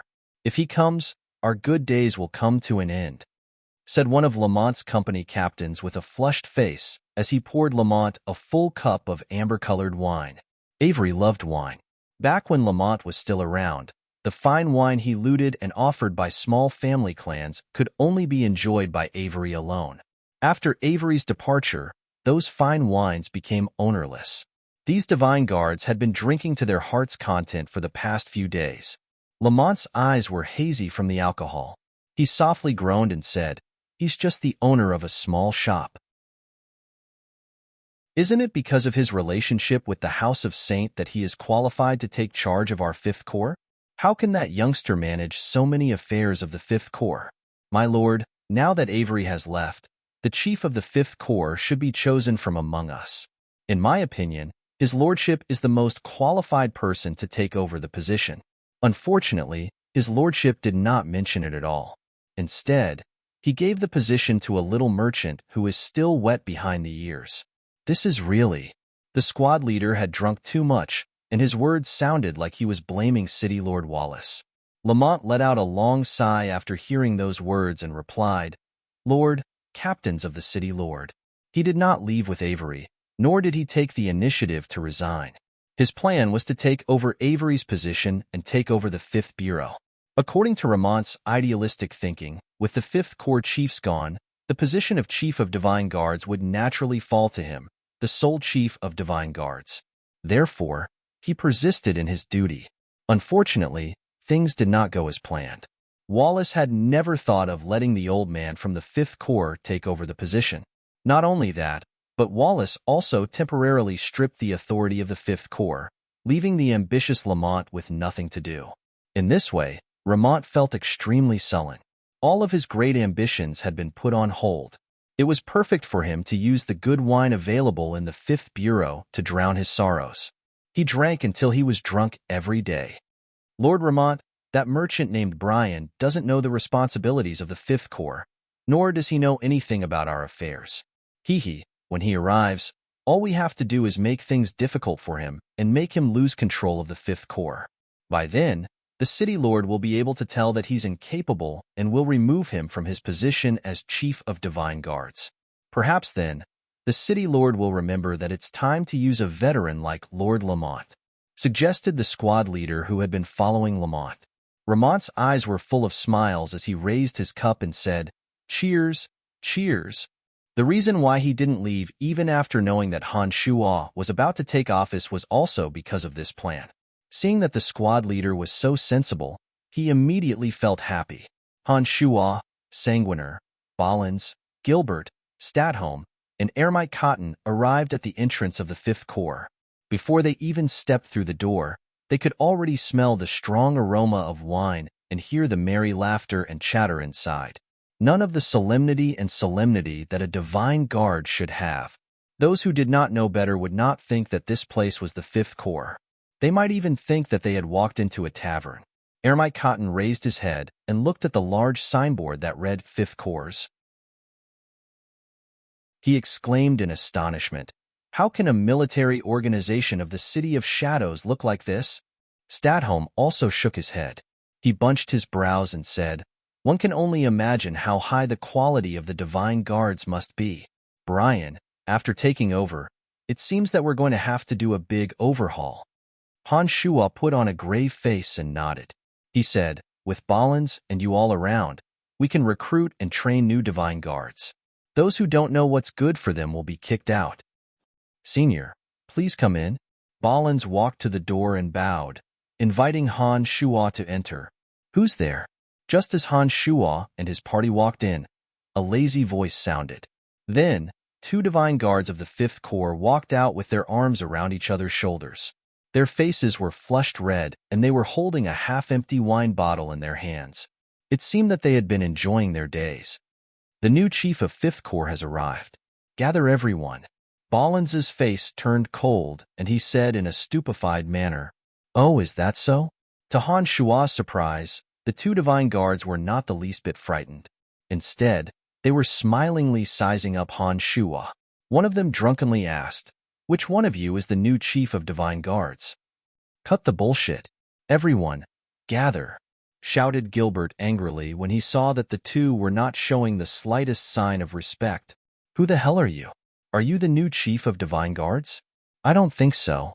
If you aren't the new Chief of Divine Guards, what are you yelling for?" shouted the fearless Fifth Corps Divine Guard at Gilbert. "How dare you?" roared Gilbert in a loud and ear-piercing voice. He charged forward and swatted at the Divine Guard. Not every Divine Guard of the Fifth Corps was a mid-god. However, every one of them who could stay in this place was. That Divine Guard who argued with Gilbert had long noticed that Han Shuo was only a low god. How could he be threatened by a low god? Seeing that Gilbert was about to slap at him, that Divine Guard put on a mocking smile. At lightning speed, he stretched out his hand and grabbed at Gilbert. Bam! The Divine Guard was slapped to the ground by Gilbert. The Divine Guard's claw landed on Gilbert's body, but Gilbert did not budge an inch. Gilbert's body had been tempered by Han Shuo's demonic arts. The Divine Guard's light claw had no effect on Gilbert at all. "Huh!" cried the other Divine Guard in surprise. He immediately launched an attack at Gilbert. Han Shuo was wearing a faint smile as he watched the performance of the two divine guards. Several of his demon generals had flown into the Fifth Corps and had seen everything that Lamont and the others were doing. Han Shuo had also heard their whispers and knew what they were up to. Balins, Sanguiner, break the arms and legs of those two divine guards, instructed Han Shuo in a low voice. Balins and Sanguiner, who had been displeased with the two divine guards for a long time, immediately rushed out and joined hands with Gilbert. With the two ferocious tigers, Balins and Sanguiner, joining the fray, the two drunken divine guards were no match for them at all. The two divine guards were crushed in almost an instant. Crack, crack, crack.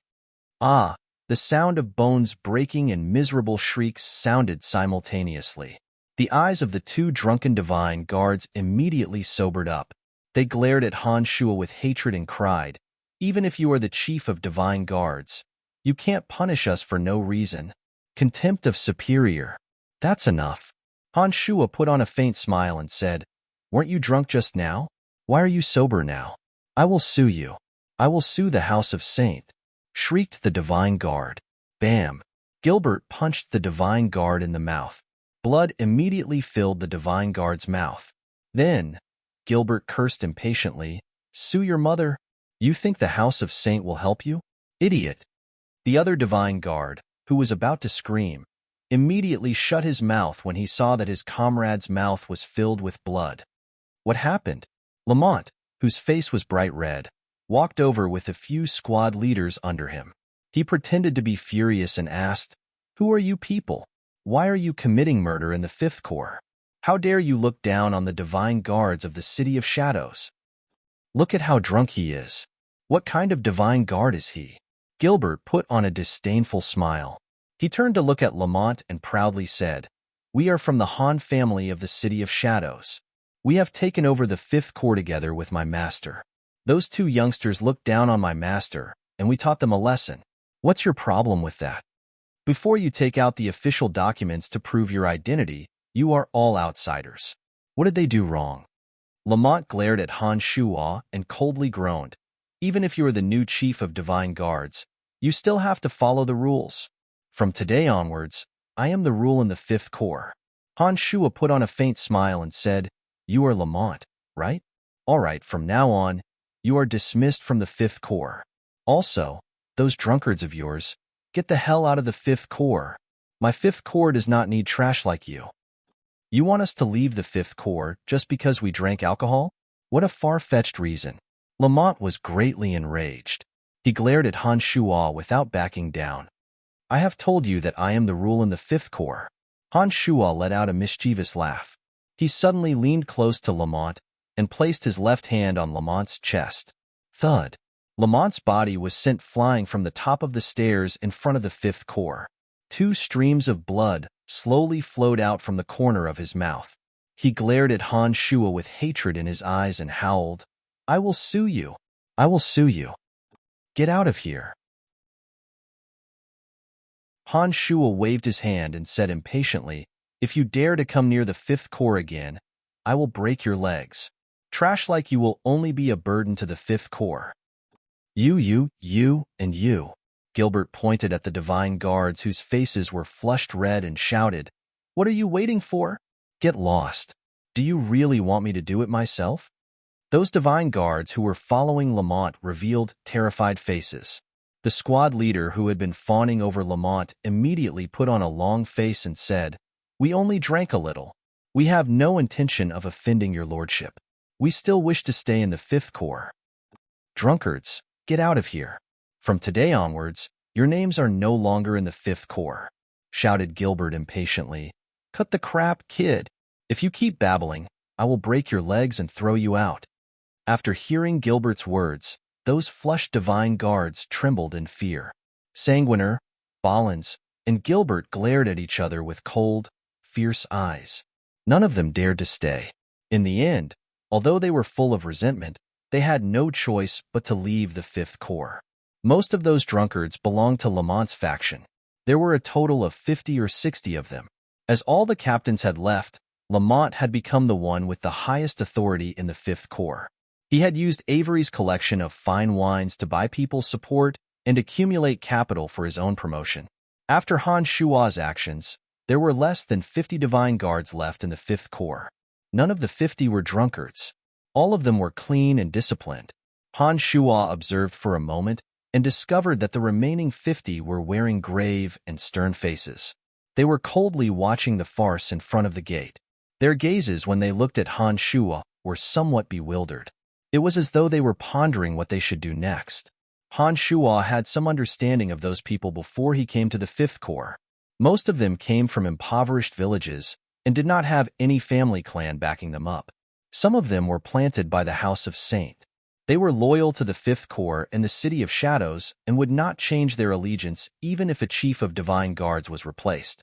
To Han Shua, they were the people that he should pay attention to. They were the foundation for the rapid operation of the Fifth Corps. The most important thing he had to do after taking over the Fifth Corps was to win their trust so that they could help him complete the reconstruction of the Fifth Corps. The rest of you, assemble. After driving out Lamont and the other troublemakers who were trying to seize power, Han Shua walked straight into the Fifth Corps. When he arrived at the main hall, he gave a soft shout. The 50 or so divine guards who had been observing the situation with cold eyes walked up to Han Shua and assembled in front of him. You will continue to do what you did in the Fifth Corps. Your original duties will not change. Before we have sufficient manpower, you will all be assigned to the first company and I will personally lead you. Han Shua did not waste any time in trying to bewitch the masses. He coldly gave his orders. Han Shua knew that it was pointless to say too much. Only by proving his ability and boldness in future interactions could he truly subdue these unruly talents.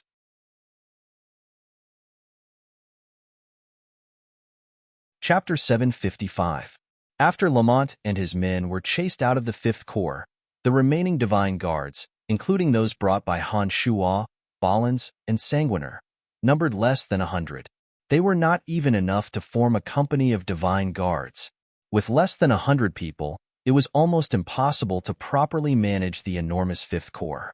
Han Shua knew that the first order of business after taking over the Fifth Corps was to recruit new divine guards and reorganize the Fifth Corps. With the Fifth Corps as their leader, Han Shua thought that there was no need to worry about not being able to recruit suitable candidates. But when he set out to do it, he realized that even though the City of Shadows was vast, it was not easy to recruit suitable divine guards. Although the City of Shadows was vast, the truly talented experts were branded with the mark of major family clans. Those experts who came to the City of Shadows from subordinate cities or fortresses would be invited by major family clans. Some of the truly talented experts would be lured away by the negotiators sent by major family clans before they could even set foot in the City of Shadows. With that, the truly talented ones would not have the chance to join the Fifth Corps. They would have been divided up long ago. Although the Han family had made a name for themselves in the City of Shadows, in the eyes of outsiders, the Han family was only famous because of the Celestial Pearl Pharmacy. They believed that the Han family, a family clan that relied on trade and commerce, would be far inferior to those major family clans in the City of Shadows. If offered the same conditions, those people would be more than willing to submit to the major family clans in the City of Shadows instead of the Han family. The Fifth Corps had to be re-established, but it lacked too much manpower. Han Shua was rather harsh in this regard. He had asked Stadholm and Ballins to select the best candidates. Most of the candidates who came to the Fifth Corps failed the examinations conducted by Stadholm, Ballins, and the others. Only a few of them managed to pass the examinations of Ballins and Stadholm. Time flew by and a month had passed in the blink of an eye. During this period of time, the Fifth Corps had recruited a total of 30-odd people. Those 30-odd people were people that the major family clans did not think highly of. They were the kind of people that were inferior to the best. Naturally, Han Shua was dissatisfied with the situation. Andre had urged Han Shua several times to quickly solve the problem of the remaining Fifth Corps Divine Guards as soon as possible and fulfill the responsibilities of the Fifth Corps.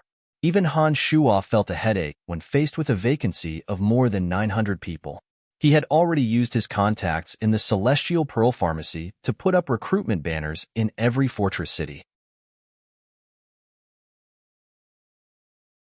Once we build the reputation of the Han family, even if we don't take the initiative to invite them, there will be an endless stream of people coming to join us. Both Statholm and Ermite Cotton were wily old foxes. Now that they were wholeheartedly working for the Han family, they had given Han Shuo many good suggestions and saved Han Shuo a lot of trouble. After listening to the two explain the situation, Han Shuo thought for a moment before he nodded and said, "I understand what you mean. I also know that this is where the problem lies. But what should we do in terms of building momentum? We can't just jump out and say that our Han family is very powerful and that they will all come to our Han family, right?" "Of course not." Ermite Cotton put on a faint smile and said, "We can make use of people and events to build momentum." "Explain in detail," asked Han Shuo with a faint smile. He knew Ermite Cotton very well. Han Shuo knew that Ermite Cotton must have a well-thought-out plan. There are 7 Divine Guard Corps in the City of Shadows. Every 100 years, the 7 Divine Guard Corps will compete against each other to determine their ranking. The number of participants in each competition is limited to 1 company. The true strength of each company will be determined through the selection of elites. The 7 Divine Guard Chiefs of the City of Shadows will also compete with each other to determine the rankings of the chiefs. Statholm the old monster put on a faint smile and explained, "The time for the competition is almost up. Our 5th Corps is able to gather a company. If our 5th Corps can surpass the other corps in the competition, and you can surpass the other Divine Guard Chiefs, the reputation of the 5th Corps and the Han family will truly grow."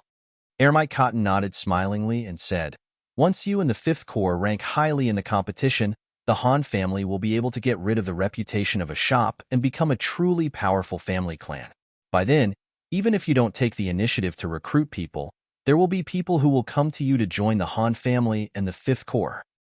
Brian, this is a once-in-a-lifetime opportunity." Statholm the old monster encouraged, "The winner of the competition between the 7 Corps will be rewarded with a very attractive reward. It would be a waste not to take it." "What reward?" asked Han Shuo after staring blankly for a moment. Statholm the old monster clenched his fist and smilingly said, "Greater power. I have also heard about the competition between the 7 Corps, but I didn't pay much attention to it. Tell me the details and the exact time." Han Shuo was rather tempted, and he began to ask Statholm for details. As soon as Ermike and Statholm saw that Han Shuo was tempted, they immediately took out the documents they had prepared beforehand and gave Han Shuo a detailed explanation of the competition in the City of Shadows 7 Corps. In order to increase the combat strength of the City of Shadows Divine Guard Chiefs and Divine Guards, as well as to promote healthy competition, Wallace personally presided over every competition. There were 2 types of competitions. One was a competition between Divine Guard Chiefs, and the other was a competition between the overall strength of every force. Of the 2, the overall strength of every force was more important. In all the previous competitions, the House of Saint had always firmly occupied the top 3 positions in overall strength and individual strength. Aqueous Sky had always been ranked first in individual strength, followed by the mysterious chief of the 2nd Corps, Ralph, and Erebus. The rankings of the other 4 major family clans would often change. However, in terms of overall strength, the 2nd Corps had always been ranked first. Ralph, the chief of the 2nd Corps, rarely stayed in the City of Shadows. It was very rare for people in the City of Shadows to see him. However, his strength was not to be underestimated. The overall strength of the 2nd Corps was famous in the City of Shadows for being valiant. Every Divine Guard from the 2nd Corps was courageous and outstanding in killing. It was said that the 2nd Corps was also known as the Shadow Army of the City of Shadows. They were in charge of hunting down certain special targets. Those potential enemies who were plotting against the City of Shadows would often be silently eliminated by the assassins of the 2nd Corps. This made the 2nd Corps rather special in the City of Shadows. Other than the members of the House of Saint, even the patriarchs of the 3 major family clans were highly vigilant against the 2nd Corps. Han Shuo took the information about the competition in his hands and listened to Ermite Cotton and Statholm's explanations. He quickly gained a clear understanding of the competition. Just as Statholm had said, after every competition, some of the duties of the 7 Corps would be adjusted according to the ranking of the Divine Guards. The one who ranked first in overall strength would also receive a special privilege. The right to kill first and report to the higher-ups of major family clans. This included the House of Saint. This meant that even if the person was from a major family clan, if the chief of Divine Guard who received this special privilege felt that the person's actions had endangered the safety of the City of Shadows, he could kill the person on the spot as long as he presented sufficient evidence to Wallace. This was a great privilege. If the chief of Divine Guard found someone to be an eyesore, he could kill the person first and fabricate evidence to report to Wallace. For so many years, this special privilege had been in the hands of the chief of Second Corps, Ralph. Ralph had always been loyal and devoted to Wallace. Although he had obtained this special privilege, he had not really put it to good use. His conduct in the City of Shadows was commendable, and he had not made a single mistake for many years. The right to kill first and report to the higher-ups. Hee, not bad, not bad. Han Shua laughed heartily and said, "All right then, let's get ready. We must emerge victorious in the competition. For the sake of the Fifth Corps and the Han family, it is time for us to shine." Ermite Cotton and Stadholm had been waiting for those words from Han Shua. They were overjoyed when they heard Han Shua's words. They said, "Even if we can't get first place, we must surpass the divine guards of the other three family clans. Once we defeat the other three family clans, those gods who come to the City of Shadows will reconsider their choices. By then, the Fifth Corps will not have to worry about not being able to recruit suitable divine guards." "How many men do our Fifth Corps have at present?" Han Shua asked Stadholm. "Including us, there are 91 men in total." "That's barely enough to form a company," Stadholm replied in a grimace. 91 men are more than enough. In order to emerge victorious in the competition, it seems that I will have to personally train them." Han Shua's eyes glinted as he said, "Furthermore, the Fifth Corps has yet to officially take over any duties. There is still some time before the competition ends. Send out my order. All Fifth Corps Divine Guards are to head to Fort Lossberg." "No problem," replied Stadholm straightforwardly. At Fort Lossberg, Han Shua, Ballins, Sanguiner, and Gilbert arrived ahead of time. In a mountain near Fort Lossberg, Tanai, Han Shua, Ballins, Sanguiner, and Gilbert got to work. They turned the entire valley upside down and erected pitch-black stone pillars. The pillars were engraved with all sorts of complicated runes. The four used their flying swords to cut trenches in the ground and tossed materials with special functions into the trenches. The 17 flying swords flew in all directions, leaving behind rays of sword light. They cut the stone walls around the valley until they were flat and filled with large rocks. The cauldron of Myriad Demon flew around the valley. Wherever the cauldron of Myriad Demon passed, it would leave mysterious runes on the stone pillars and on the rock walls. Han Shua busied himself for the next 10 days or so. He then ignited the earth fire and tossed in some demonic beast souls, officially activating the 8 Desolation and Torment formation to temper the Divine Guards. The cauldron of Myriad Demon took out the demon generals refined from Eugene and used them as the core of the 8 Desolation and Torment formation. A few days after the 8 Desolation and Torment formation was activated, the 5th Corps Divine Guards from the City of Shadows arrived at Fort Lossberg. As soon as they arrived at Fort Lossberg, they were brought to the valley by Candide. Han Shua did not waste any time. He swept a cold glance at the Divine Guards and said, "The competition between the 7 Corps Divine Guards is about to begin. Although our 5th Corps does not have all the necessary numbers, we cannot afford to lag behind. I have gathered all of you from the City of Shadows to Fort Lossberg to train you before the competition. I hope that you will not embarrass me in the competition." "How does your lordship intend to train us?" a Divine Guard named Barnard asked in an indifferent manner. Han Shua pointed at the 8 Desolation and Torment formation that was filled with sinister winds and evil aura. He put on a faint smile and said, "It's right in there. All of you will have to go through all kinds of dangers inside. I will gradually increase the difficulty. You must know how to cooperate with each other. Otherwise, I will not be responsible for any injuries." Barnard was a civilian Divine Guard and the leader of a 10-man team. He nodded after hearing Han Shua's words. Without hesitation, he ordered, "3rd Corps, follow me." As soon as he finished speaking, Barnard took the lead and entered the 8 Desolation and Torment formation. As soon as they saw Barnard enter, the members of the third squad didn't hesitate to enter one after another. The other squads of Divine Guards did not hesitate and entered the 8 Desolation and Torment formation one after another. These people knew nothing about demonic formations and didn't think much of the 8 Desolation and Torment formation. Little did they know that many of Cauldron Spirit's demon generals were still inside the 8 Desolation and Torment formation that Han Shuo had set up. On top of that, Han Shuo's special energy was supporting the formation. It would be a wonder if the intruders didn't lose a layer of skin. As soon as those people entered, blood-curdling screams came from inside the demonic formation. It seemed that those people had seen an extremely terrifying scene. They couldn't bear it and were screaming in fear. The 8 Desolation and Torment formation was a combination of illusion, maze, and heart formations. Not only would the intruders have to resist their inner demons, but they would also have to face the attacks of the demon generals. Those demon generals would become much more powerful inside the 8 Desolation and Torment formation. With the help of Cauldron Spirit and Han Shuo's energy, they would be able to inflict great damage on the intruders. Sanguiner, Bollins, and Gilbert were all laughing mischievously. When the 8 Desolation and Torment formation was first formed, the three were the first to be sent inside by Han Shuo. The three had personally experienced many unimaginable scenes. Even now, they still felt some lingering fear when they thought about it. The three were gloating as they listened to the terrifying screams of the intruders. Master, these bastards should be trained properly. I can tell that they are not convinced. They are looking at Master with eyes full of suspicion.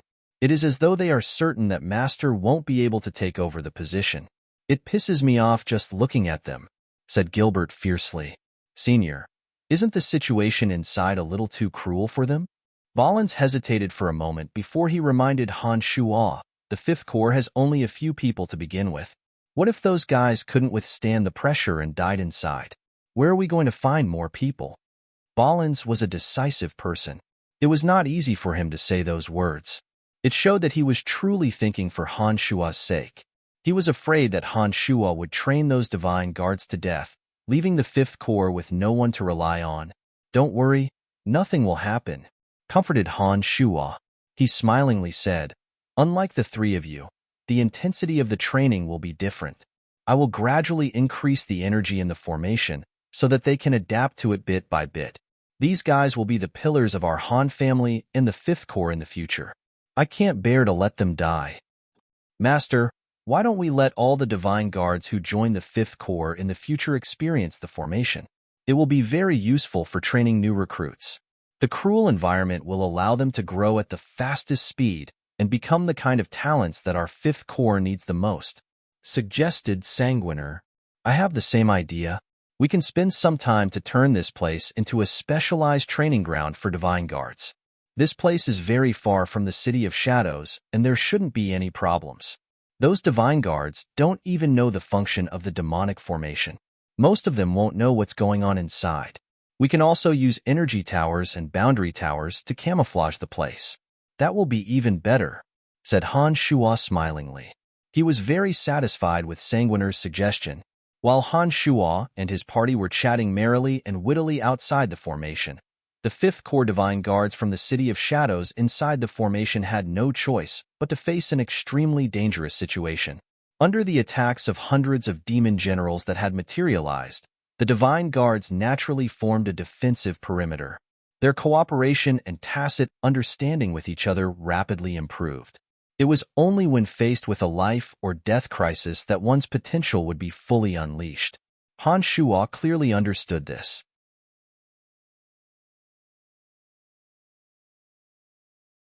Chapter 756. At first, the 8 Desolation and Torment formation was completely under Han Shuo's control. Later on, Cauldron Spirit took over and Han Shuo was freed from it. The Divine Guards howled and wailed as they were ruthlessly drilled in the 8 Desolation and Torment formation. As time flew by, they learned more and more about the importance of teamwork. Under Cauldron Spirit's guidance, The divine guards would face life and death every time they were in danger. But every time they thought that their teamwork would improve and the danger they faced would decrease, they would discover how wrong they were. Cauldron Spirit kept increasing the power of the 8 Desolation and Torment formation, putting the divine guards on the verge of breaking through at every critical moment. Later on, when Balins, Sanguiner, and Gilbert saw that the power of the 8 Desolation and Torment formation had increased, they volunteered to enter the formation to train. Han Shuan naturally agreed and allowed Balins, Gilbert, and Gilbert to enter the formation. He instructed Cauldron Spirit to increase the power of the 8 Desolation and Torment formation a little more and opened up a special area for the three. Time flew by and a month went by. Although the 8 Desolation and Torment formation was under Cauldron Spirit's control, Han Shuo was watching from the side. Through Cauldron Spirit's telepathic connection, Han Shuo could clearly see the Divine Guard's progress.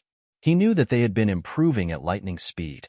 In order to maximize the strength of the Divine Guards, Han Shuo had a discussion with Cauldron Spirit.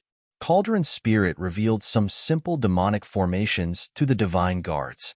Those simple demonic formations were easy to master. Most of them required 3, 4, 5, 6, or 7 people to work together.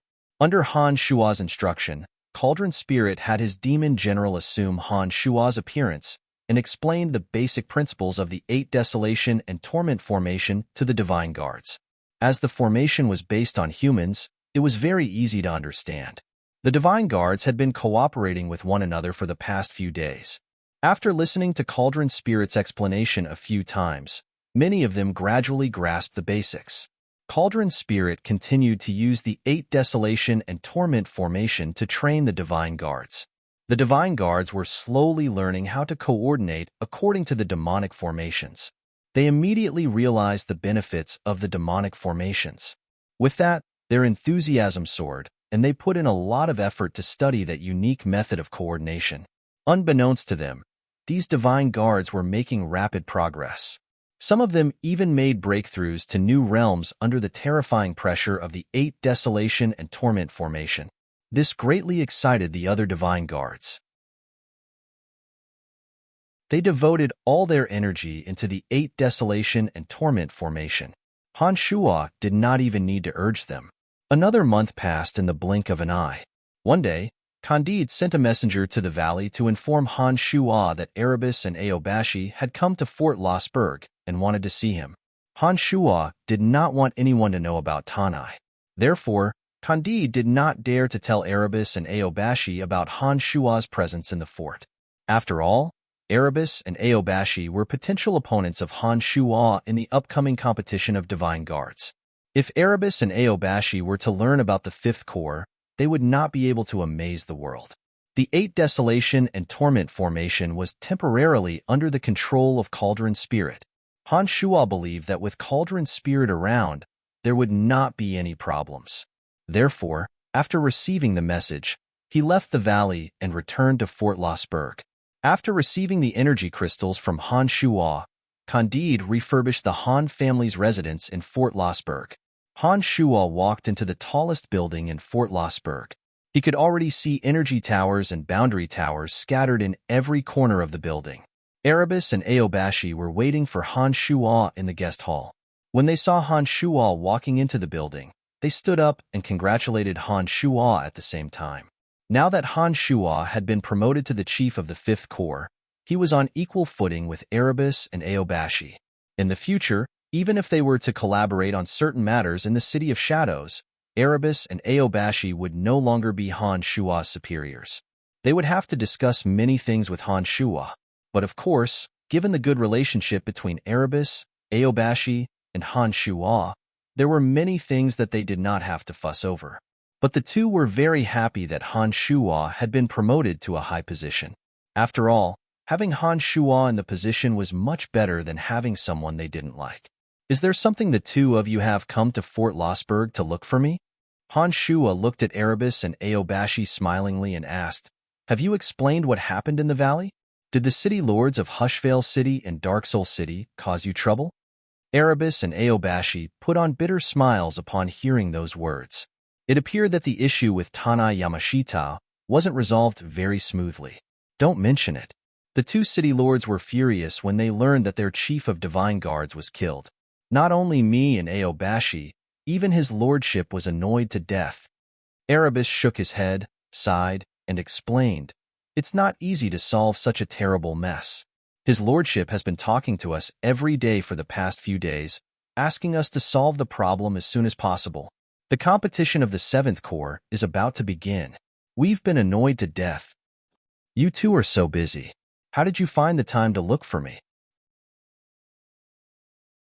Han Shuo stared blankly for a moment and asked puzzledly, "It's because of the distribution of the energy mine." Aobashi glared at Han Shuo and said, "You brat, you made such a big mess and you just walked away. We've been annoyed to death." "Hee, the capable are always busy." Han Shuo forced a smile before he put on a stern face and said, "The total value of the energy crystals in that mine is at least 10 million black crystal coins. What does his lordship mean by this?" Initially, his lordship had wanted to monopolize the energy crystals in that mine. However, after the deaths of the chiefs of divine guards from Hushvale City and Darksoul City, the two city lords flew into a rage and refused to give in. My lordship had no choice but to take a step back and divide the energy crystals into 3. "The City of Shadows' share will go to your Han family and the House of Saint," said Aobashi. "So you're saying that more than half of the black crystal coins belong to Hushvale City and Darksoul City?" Han Shuo put on a regretful face and said, "We've gone through so much trouble to take over that mine, but we didn't gain much from it. Who told you to kill 2 of their chiefs?" Aobashi stared straight at Han Shuo as she spoke. Her eyes were glistening as though she wanted to see Han Shuo's reaction. "They died together. It has nothing to do with me." Han Shuo shrugged and said in a carefree and unrestrained manner, "Don't talk nonsense." Aobashi giggled. She seemed to find Han Shuo's reaction very amusing. She nodded and smilingly said, "All right then, I was wrong. Other than telling you about the distribution of the energy crystals in the mine, we have another piece of news for you." "What is it?" asked Han Shuo casually. "I have received news from Ralph of the 2nd Corps that Avery is currently in Hushvale City. He seems to be in cahoots with the Master of Godswamp Pharmacy, Hassling. Both Avery and the Master of Godswamp Pharmacy, Hassling, seem to be on bad terms with you. It is only a matter of time before they come after you. According to Ralph, they are discussing how to deal with you. I have come here to warn you to be careful." Aobashi put on a solemn face and said, "Avery is not easy to deal with, but the Master of Godswamp Pharmacy is even harder to deal with. Although the Godswamp Pharmacy isn't as powerful as a large family clan, they have pharmacies all over the Darkness Dominion. In terms of intelligence gathering, they have an advantage over large family clans. If those two are scheming to deal with you, you really have to be careful." "So Avery and Hassling are in cahoots. No wonder." Han Shuo nodded and said in a deep voice. Han Shuo did not mind Aobashi's warning. Both Hassling and Avery were enemies of the City of Shadows. They shouldn't have much influence in the City of Shadows. As long as Han Shuo didn't leave the City of Shadows, what could the two do to him? Besides, what could the two of them do to him? After mastering the Avicii God-slaying sword formation, would Han Shuo be afraid of these two clowns? The official approval for Fort Lossberg has been issued. It now belongs to your Han family. You all need to put more effort into Fort Lossberg.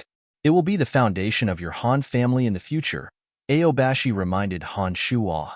"Don't worry, I know what to do," replied Han Shuo smilingly. "I have said all that needs to be said. Do as you see fit."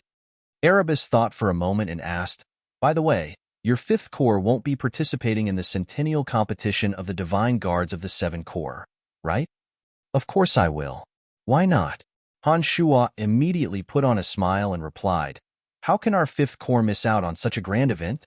Aobashi looked at Han Shuo suspiciously, giggled, and teased, "Brian, I have heard a little about your 5th Corps. Do you think you can gather enough men to form a company? Besides, we are competing in overall strength. Given the aptitude of those divine guards that your 5th Corps has recently recruited, it is obvious that your 5th Corps will rank last in the competition. Let's participate then. The most important thing is to participate." Erebus smilingly patted on Han Shua's shoulder and said, "But don't worry too much about the results. Your fifth core has just been rebuilt. It's normal that you won't get a good ranking. But when you run into me in Aobashi's third core and first core, we will make sure you don't lose too badly. We are so familiar with each other. Although we won't go easy on you, we will at least give you some face." Aobashi giggled. It seemed that the two were certain that Han Shua's fifth core was just there to make up the numbers. They did not believe that the newly rebuilt fifth core would be able to get a good ranking in the competition. It was still too early to say who would win or lose. Han Shua was chuckling mischievously in his mind, but his face was as gentle as ever. He smilingly said, "Well then, I thank you in advance." Aobashi and Erebus did not say anything else. They bade farewell and left. Han Shua knew that the two were very busy and did not try to persuade them to stay. After Aobashi and Erebus left, Han Shua mumbled to himself with a sneer, "Avery, hassling, if you dare to come, I won't mind killing you." Han Shua, who had planned to return to the valley to train his divine guards, decided not to rush back after thinking that Cauldron Spirit was there to look after them. Instead, he discussed matters regarding Fort Lossberg with Candide and the others. During the discussion about the territory of Fort Lossberg, Han Shua unintentionally saw the name Demon Mountain. The Demon Mountain was located between Fort Lossberg and Skyarcid Fort. It was within the territory of the City of Shadows. When Han Shua and Akeley first arrived on Elysium, they found their first pot of gold at the Demon Mountain. However, it was at the Demon Mountain that Han Shua met Rose, the spider goddess. She was the evil goddess that Han Shua had a grudge with back on Profound Continent. Back then, Rose had borrowed Adele's body and nearly killed Han Shua. Later on, she had instructed Adele to spread her faith in Bretel City. After Adele was captured by Han Shua had even communicated with Rose. A series of memories flashed in Han Shua's mind.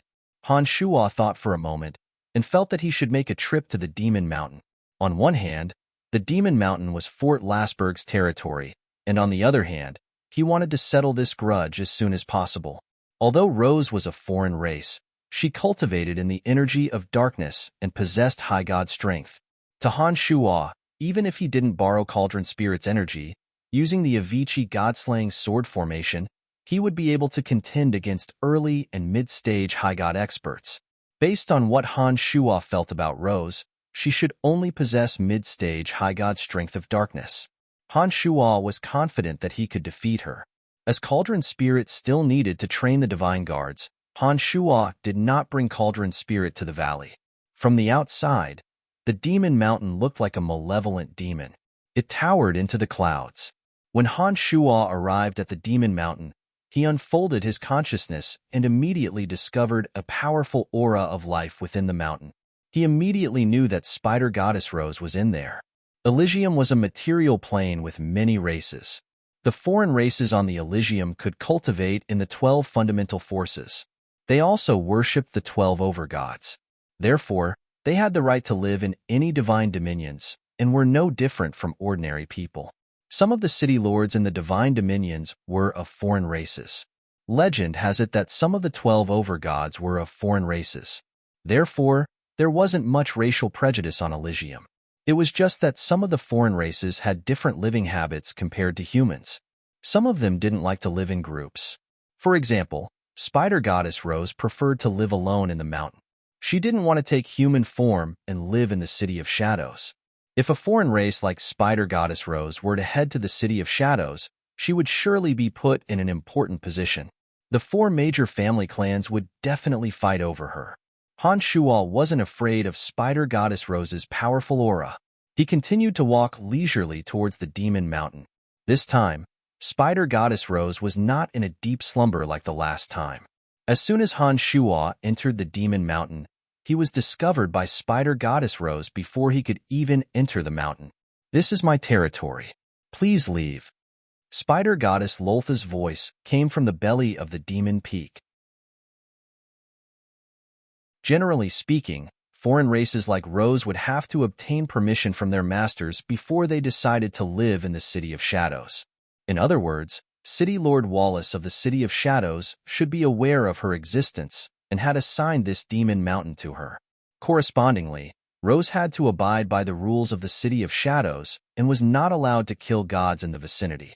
If Han Shuo and Akeley hadn't come specifically to steal Rose's divine essences, Rose wouldn't have chased after them in a fit of rage. Rose, do you still remember me? Han Shuo walked into the demon mountain smilingly. His consciousness began to transform, adjusting his soul imprint to the one he had on Profound Continent.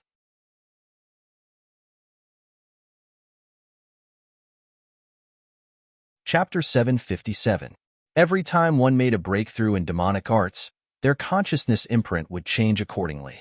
Back when Han Shuo was on the Profound Continent, his demonic arts had yet to reach the level he was at today.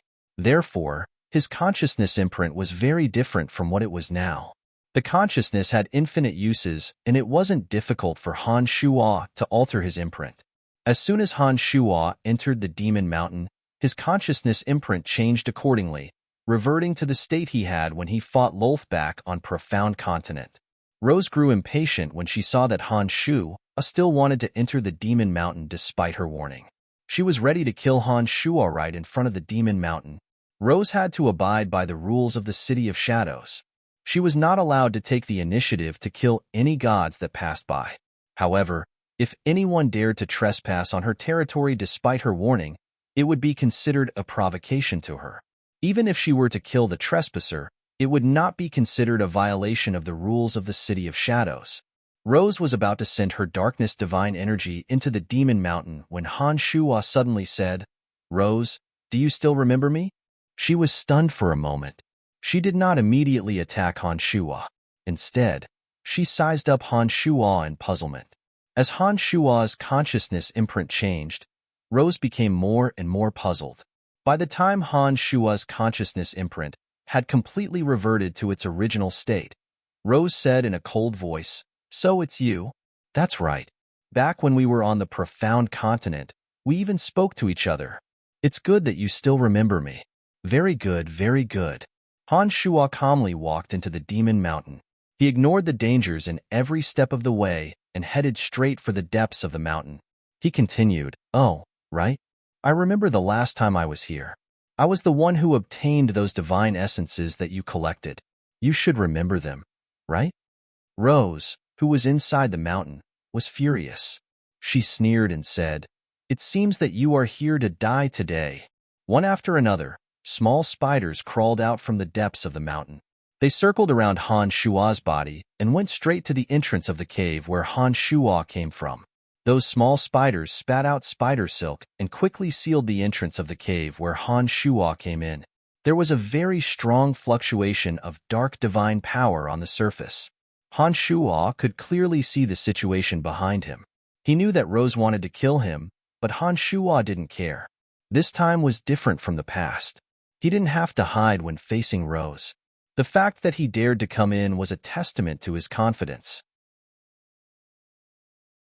While those small spiders were weaving their webs behind Han Shuo, the extremely fast Han Shuo had already passed through the winding caves and arrived at the enormous cave where Metal Elite Zombie came from. The enormous body of the human-faced spider goddess Rose was at the center of the cave. Spider webs covered every corner of the cave. She raised her head and looked at Han Shuo with her beautiful face. Her pair of eyes were cold and emotionless. Without looking at the spider goddess' gigantic body, just looking at her beautiful face would move most people's hearts. Her face was bright and moving, her eyes were serene, and her lips were plump and rosy. No matter how one looked at her, she was a beauty. "Rose, you are also a high god. Why do you insist on staying in this cave that never sees the light of day?" Han Shuo walked in with a faint smile on his face.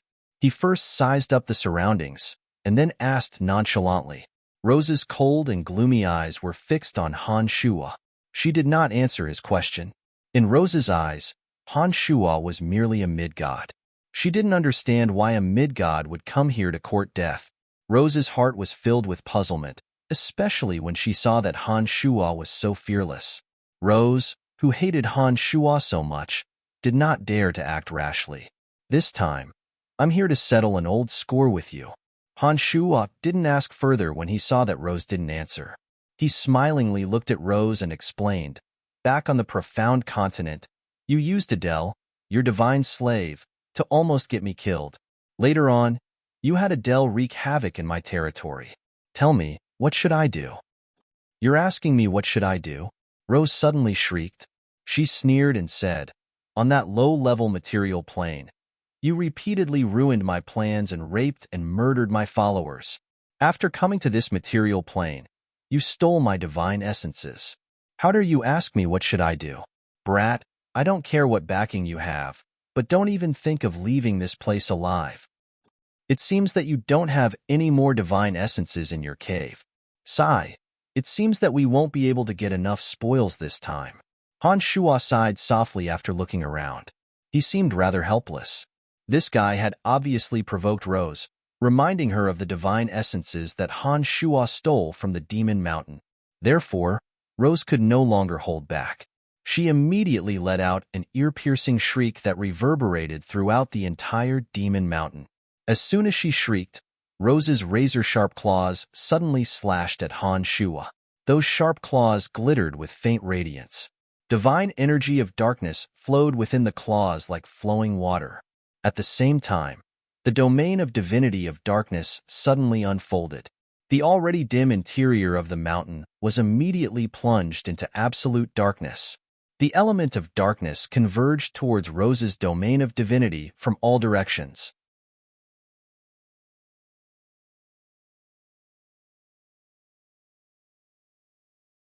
"I'll fight you to the death," Rose shrieked when she saw the tiny spiders being burned into tiny black dots by the sea of flames. The spider web that enveloped the entire mountain suddenly swayed and shot towards Han Shuo. The giant spider web was extremely large, and its speed was both fast and sudden. Han Shuo could not react in time. Caught off guard, Han Shuo was completely enveloped by the giant spider web. Each strand of spider silk was incomparably nimble.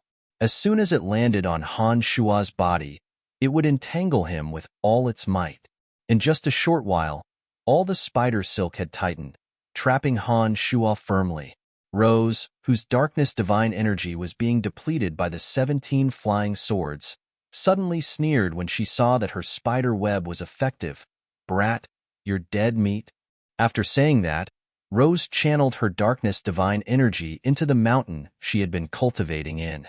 With the help of the darkness domain of divinity enveloping the center of the mountain, her darkness divine energy surged towards the spider silk that was binding Han Shuo's demonic body. With the injection of darkness divine energy, each strand of spider silk became even more flexible and resilient. A portion of the spider silk still bound Han Shuo tightly while the remaining strands were released and pierced towards Han Shuo's body like sharp needles. "How is that possible?" Rose screamed. She had not expected Han Shuo's body to be so strong.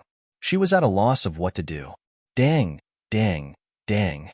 The spiderwebs did not give up and pierced Han Shuo's body, but they were unable to truly harm Han Shuo. "Don't waste your time. The amount of darkness divine power that these spider webs can withstand is too little. They can't hurt me at all." Although Han Shuo was unable to break free from the spider silk, his expression was calm. His divine sense controlled the 17 flying swords to continue attacking Rose while he spoke coldly. "I don't believe that you are invulnerable." Rose let out a shrill shriek. The spider threads were trying to drill into Han Shuo's ears, nostrils, eyes, and other open areas. "Then I will make you give up completely." Han Shuo smiled faintly. Using his powerful control over his body, he changed his ears and nostrils. Suddenly, a small piece of hard flesh blocked Han Shuo's nostrils and ears. He closed his eyes and pursed his lips. The spider threads were once again unable to do anything. The amount of darkness divine power that the spider threads could withstand was limited. If this level of attack were to land on other gods, even experts like Erebus and Aobashi, who were on the same level as Rose, would have a headache.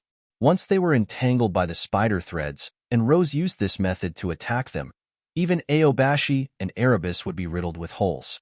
It was very likely that they would be killed by Rose. Unfortunately, Rose's opponent was Han Shuo. Han Shuo's body was incomparably tough. After reaching the second stage of Omen Invincible Body, the defensive power of his body had increased by a large margin. Since the spider threads could not withstand enough darkness divine power, it was natural that she would not be able to harm Han Shuo. When Rose saw that not only was Han Shuo invulnerable, but he could also control his nostrils and ears at will, she felt as if she had seen a ghost in broad daylight. Rose had never seen a demonic arts cultivator like Han Shuo before. She simply could not imagine that someone could cultivate such a miraculous level of control over his body.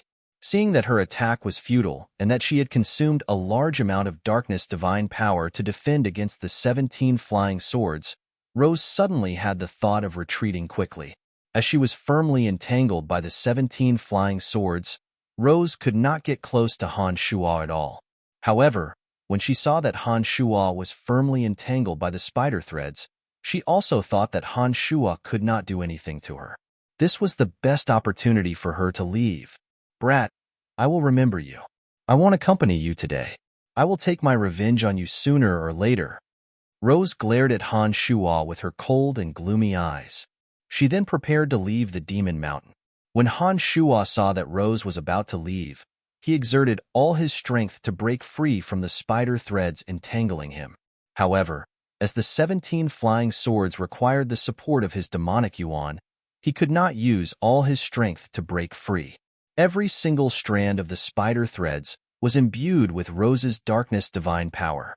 They were densely entangled around his body, and it was not that easy to break free. We are considered to be even today. I have consumed too much of my divine power this time. There are still a few attacks that I can't use. Next time, I'll be sure to show you who's boss. Rose coldly glared at Han Shuo and left him with these words. Although Rose said that, she knew that she had lost this time. If she did not leave, she would not be able to harm Han Shuo. Furthermore, the flying swords were constantly wearing her down. Sooner or later, her divine power would be exhausted. In the end, the one who would die would be her. Rose, you can't escape. Han Shuo sneered when he saw that he could not break free from the spider threads. As soon as those words left his mouth, a flying sword flew back to Rose and quickly slashed at the spider threads entangling her body.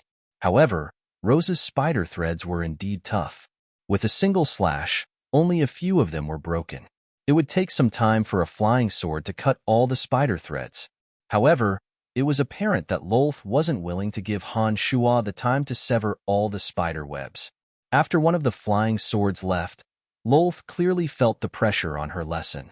She no longer dared to continue talking nonsense with Han Shuo.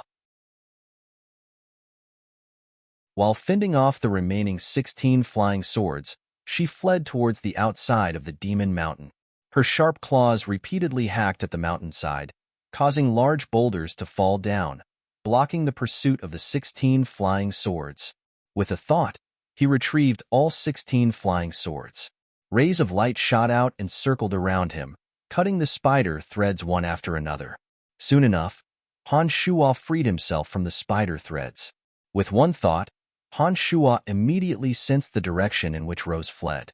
He immediately chased after her with the art of the demonic ninth heavens. Rose had consumed too much of her divine energy today. This was the best opportunity to eliminate her. If he missed this opportunity, it would not be easy to find her again in the future. Although Rose fled quickly, Han Shuo was even faster. When she had just fled several hundred miles away, Han Shuo had already blocked her path.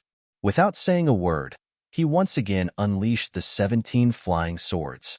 This time, Han Shuo did not stay idle. The moment the 17 flying swords entangled Rose, he charged straight for her. His avatar of destruction transformed into the Demon's Lair Edge and was carried by Han Shuo. Wait a minute. Actually, there is no unresolvable enmity between us. I don't want those divine essences. Seeing Han Shuo charging at her with a ferocious expression, Rose was truly flustered. She could neither defeat him nor escape. Rose was at a loss of what to do. Her tone began to soften. Han Shuo remained unmoved. He did not utter a single word as he stared fixedly at Rose. His expression was grim. It was obvious that he had no intention of letting her go. I surrender. I am willing to be your slave. Rose immediately shrieked when she saw that Han Shuo was unmoved.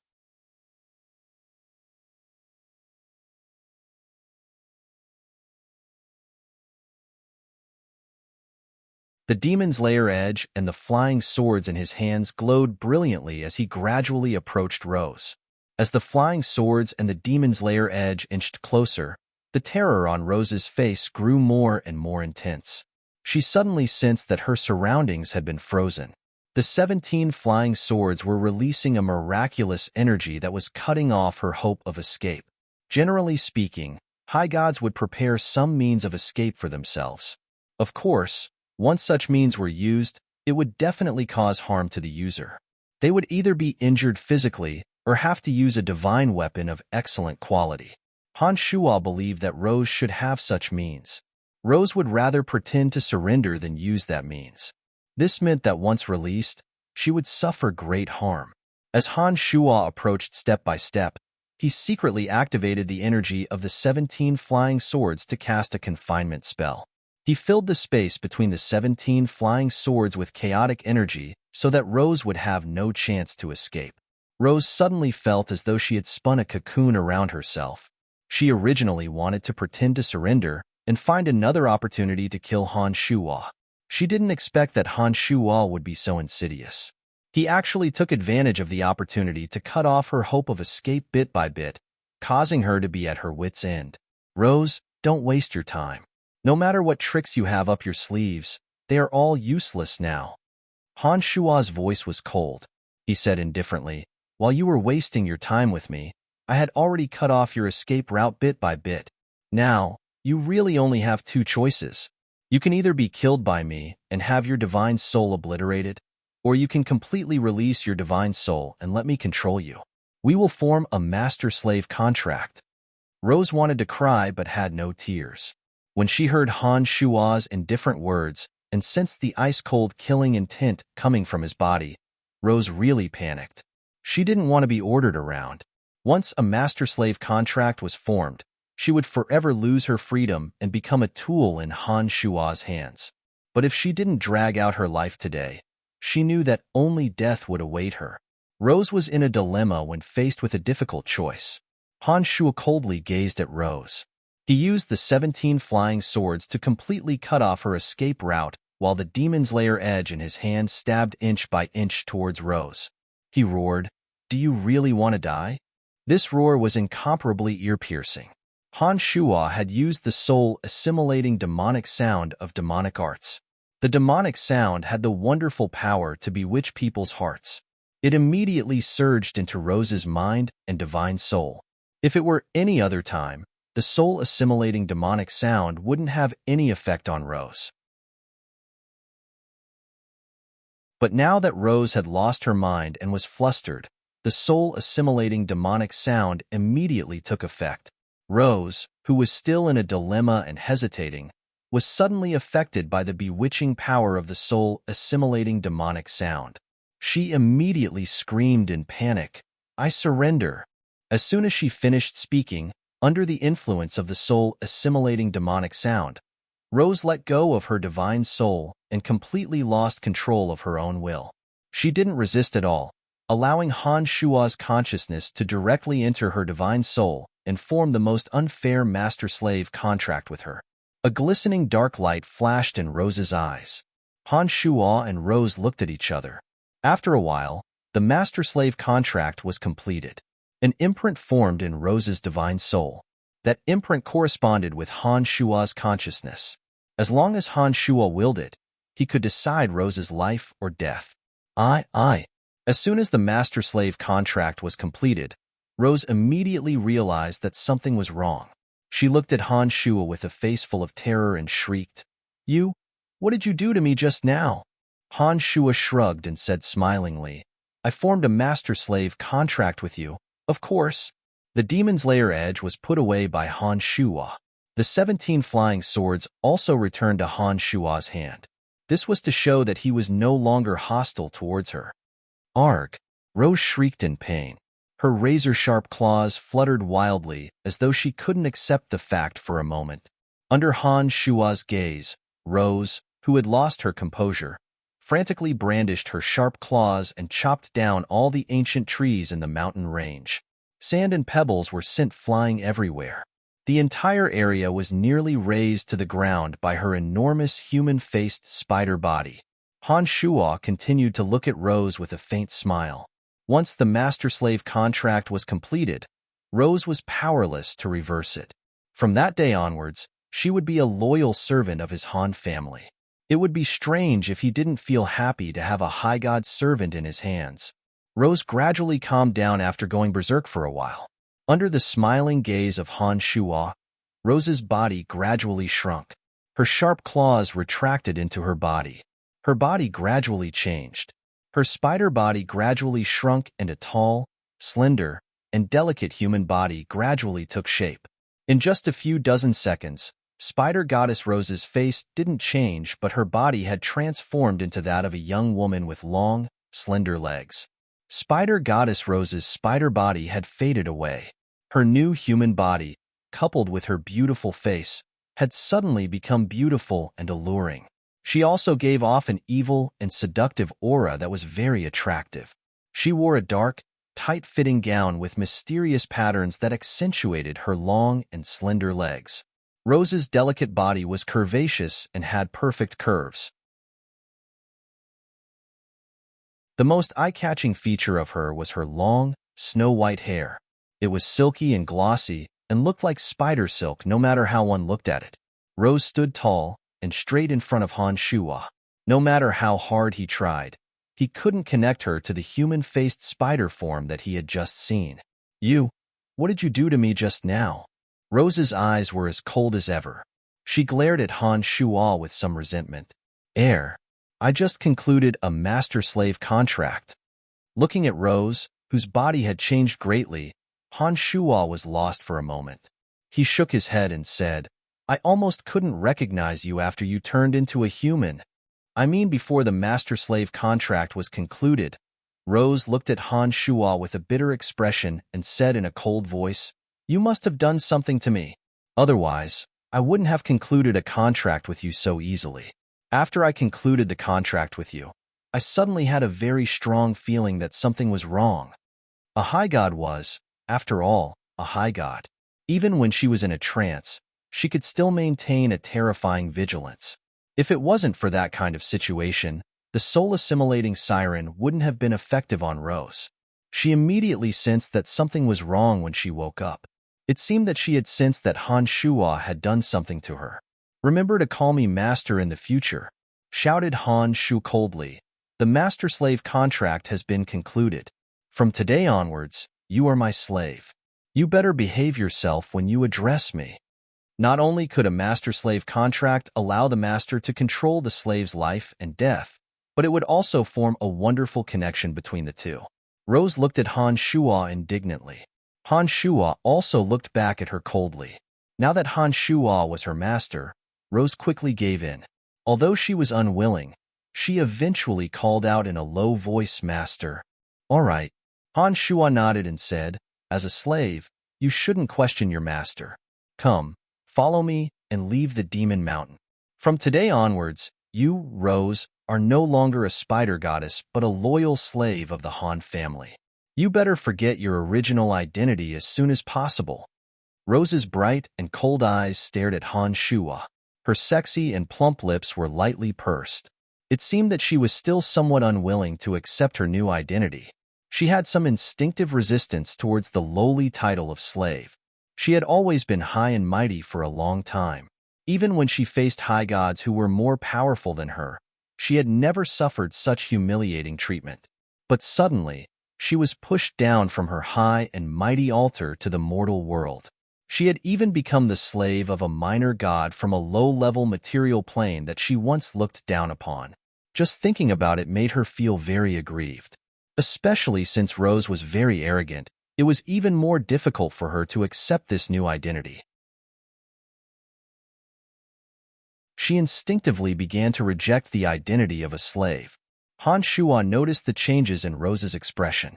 He knew that it would be impossible to make this high god sincerely submit to him within a short period of time. Fortunately, The master-slave contract had been concluded and Han Shuo had plenty of time. Therefore, he wasn't particularly concerned. By the way, I'm very curious about your escape technique. What would you have done if I hadn't sealed that space? Han Shuo turned his head to look at Rose, who was following closely behind him, and asked in an indifferent manner while walking towards Fort Lossberg. Rose suddenly became rather coy. Her bright eyes avoided Han Shuo's gaze. She did not look at Han Shuo and said in a low voice, "Can I not tell you?"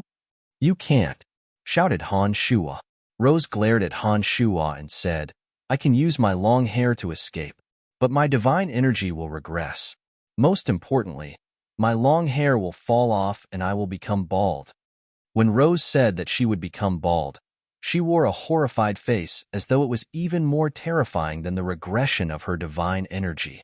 Han Shuo was dumbfounded. He asked, "Do you care more about the regression of your divine energy or the regression of your divine energy?" "Of course it's scarier without hair," replied Rose immediately. She looked coldly at Han Shuo and said, "If it wasn't for the fact that I'm so ugly without hair, I wouldn't have been restrained by you and ended up in this state." Women were women after all. Even if they were from a different race, they could not escape the nature of women.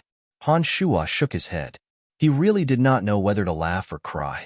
She had not dared to act rashly because of her long hair. In the end, she had become his slave. Women's thoughts were indeed very strange. However, other than her long and slender legs, Rose's snow-white hair was very pleasing to the eye. Her smooth, snow-white hair was soft and glossy. Coupled with her charming face and beautiful legs, she gave off a seductive and devilish beauty. "Where are you taking me?" asked Rose after a while as she followed behind Han Shuo. "Fort Lossberg." Han Shuo looked back at her and replied indifferently, "Can I not go?" Rose hesitated for a moment. She frowned and said softly, "I don't like crowded places. You must follow me." Han Shuo smiled and said, "Habits can be changed. From now on, you must try to change your original habits. Follow me and don't talk nonsense. Do whatever I tell you to do. If you can satisfy me, I will cancel the master-slave contract with you after 100 years. You can go or stay as you please." At first, Rose was very unwilling. But when she heard Han Shuo say that she could go or stay after 100 years, Rose's eyes lit up. She was clearly excited and exclaimed, "Are you serious? You will cancel the master-slave contract after 100 years?" For a god like Rose, 100 years was too short a time.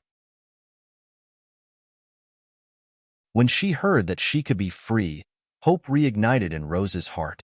Han Shuo nodded and said with a smile, "That will depend on your performance. If you can satisfy me in 100 years, I will definitely keep my promise." "All right, I will go with you to a crowded place. I only hope that you will keep your promise." Rose had hope in her heart. She no longer cared about the small details and immediately agreed. "That's right. Don't worry. I will give you your freedom after 100 years." Han Shuo guaranteed with a straight face. 100 years was a short time for Rose, but it was enough for Han Shuo to do a lot of things. Even if Rose was free after 100 years, she probably wouldn't be able to leave the Han family. Han Shuo laughed inwardly.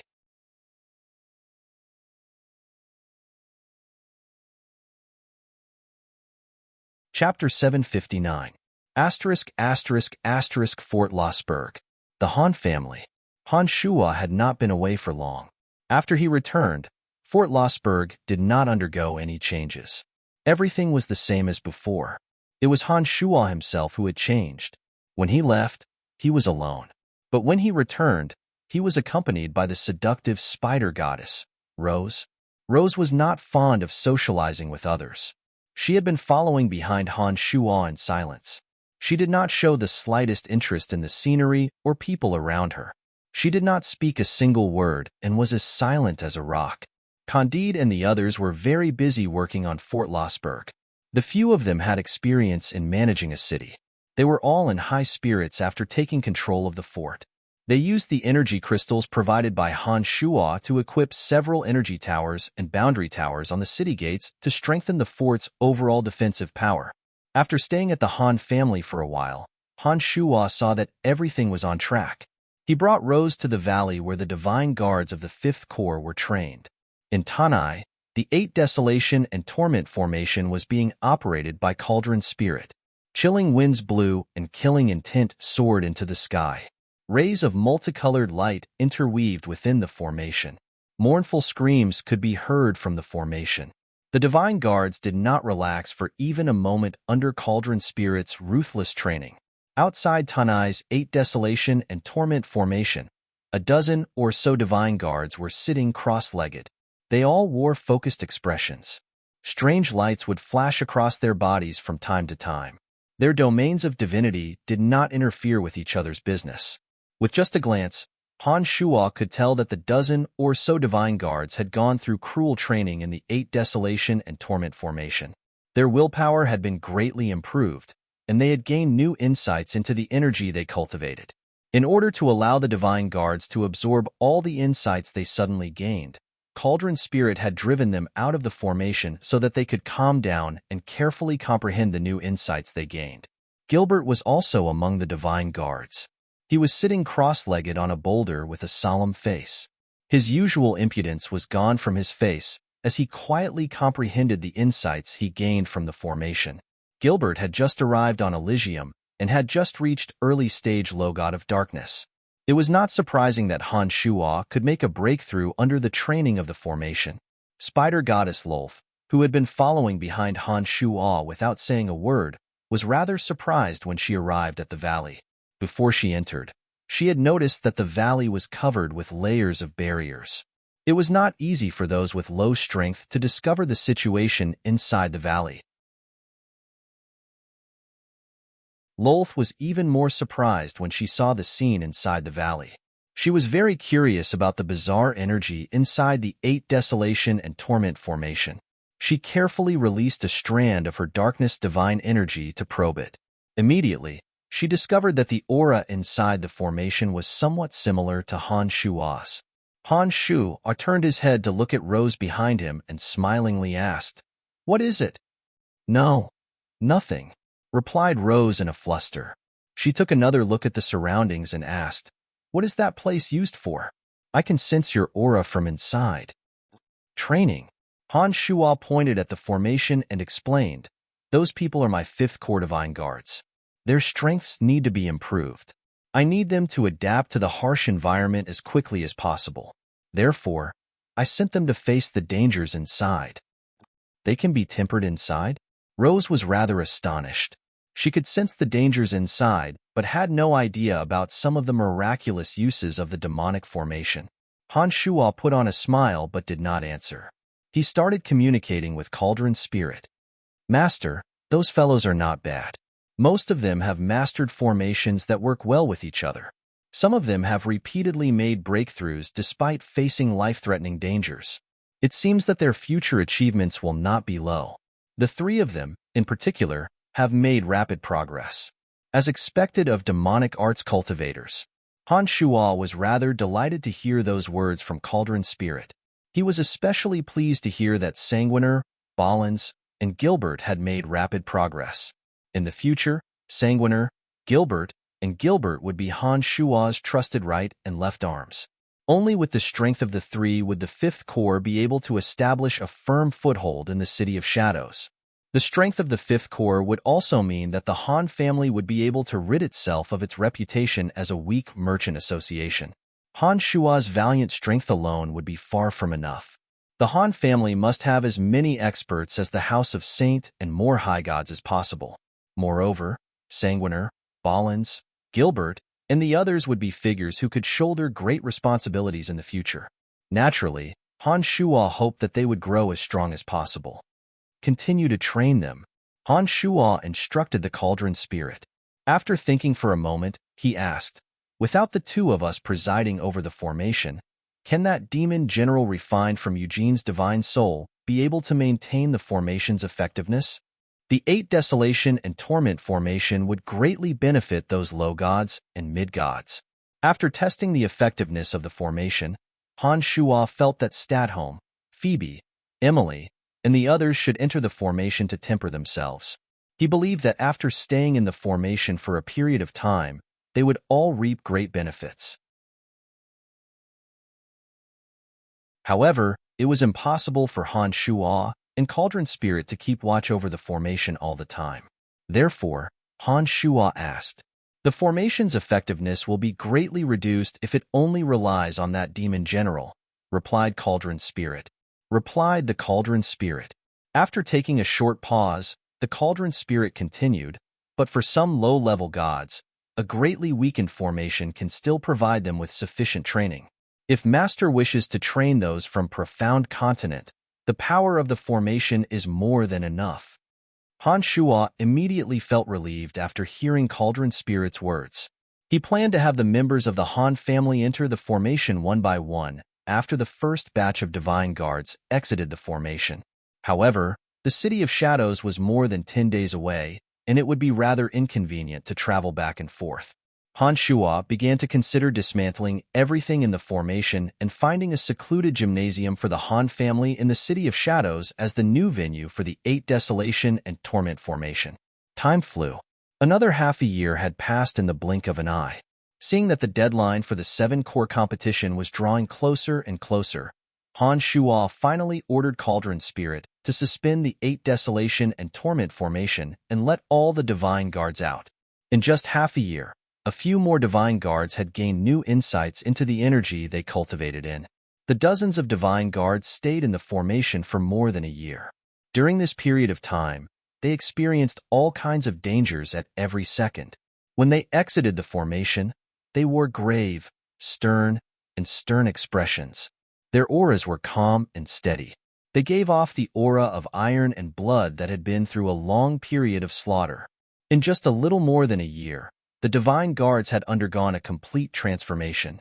Not only had their strengths improved tremendously, but their willpower had also become extremely tenacious. Now, no matter how great the danger they were facing, they would not give up easily. Even if they were standing before a high god, they would not tremble.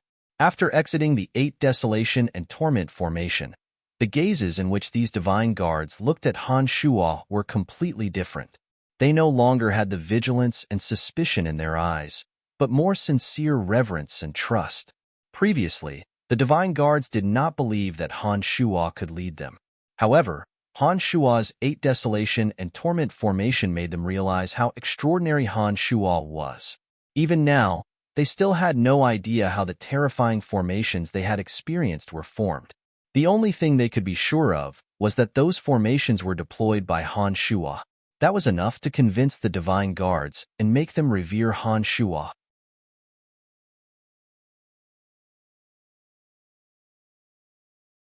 To them, the 8 Desolation and Torment formation that was filled with dangers had become the most important memory of their lives.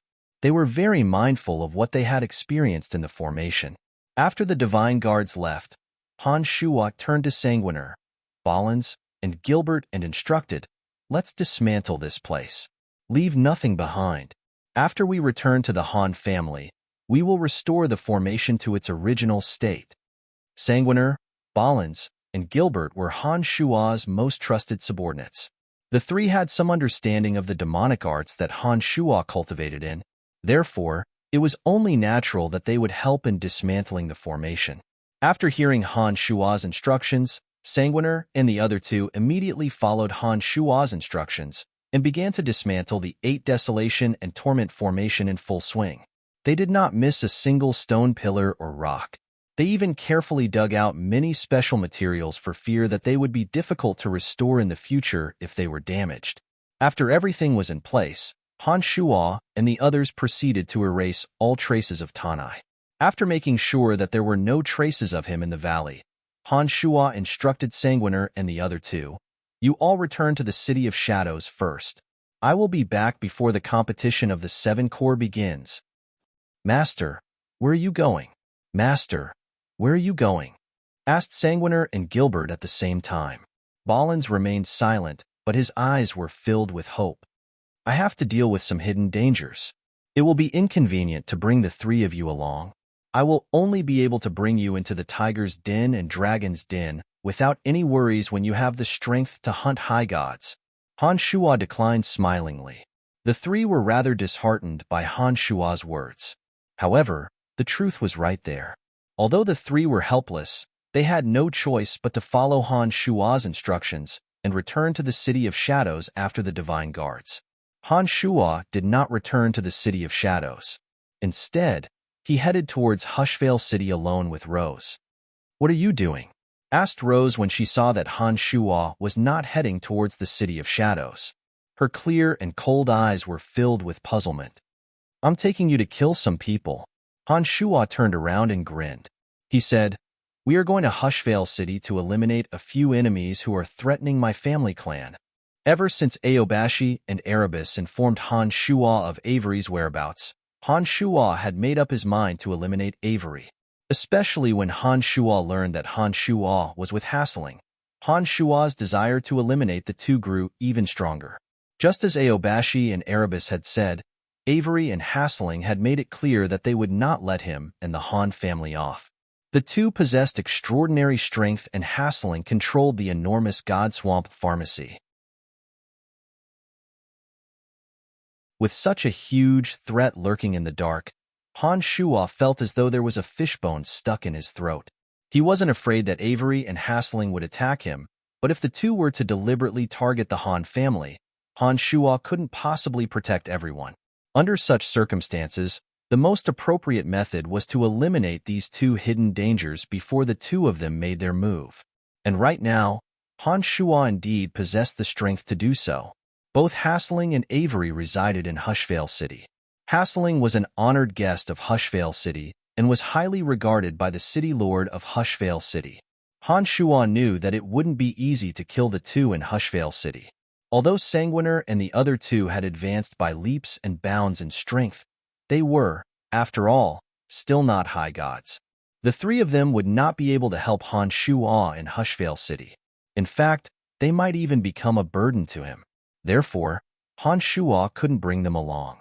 Unlike them, Rose possessed mid-stage high god strength.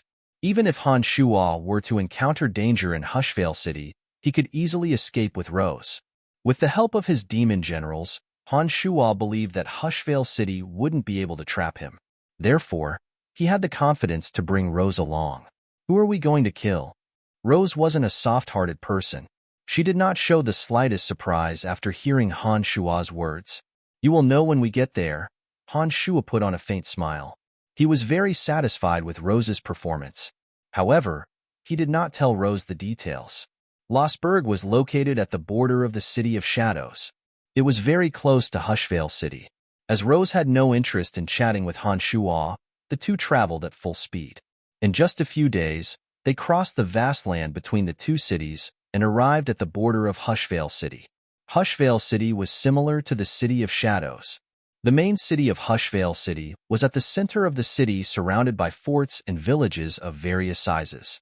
After arriving at the border of Hushvale City, Han Shua behaved less presumptuously.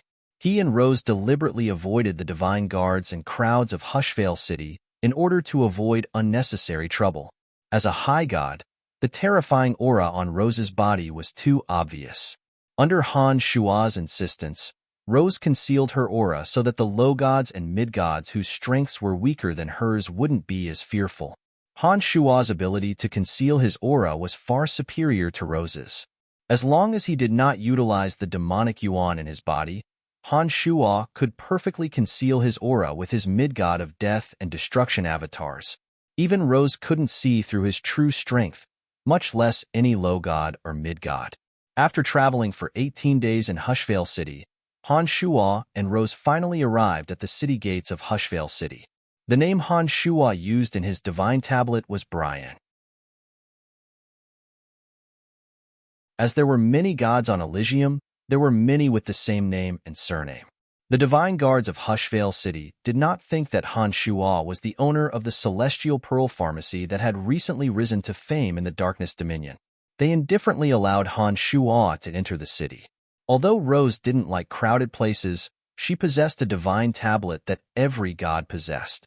Furthermore, Rose's divine tablet looked very different from Han Shua's. It looked very simple and unadorned.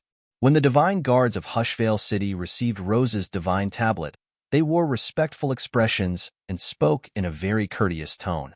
It was a stark contrast to the arrogance they showed to Han Shua. Rose walked into Hushvale City with an arrogant face.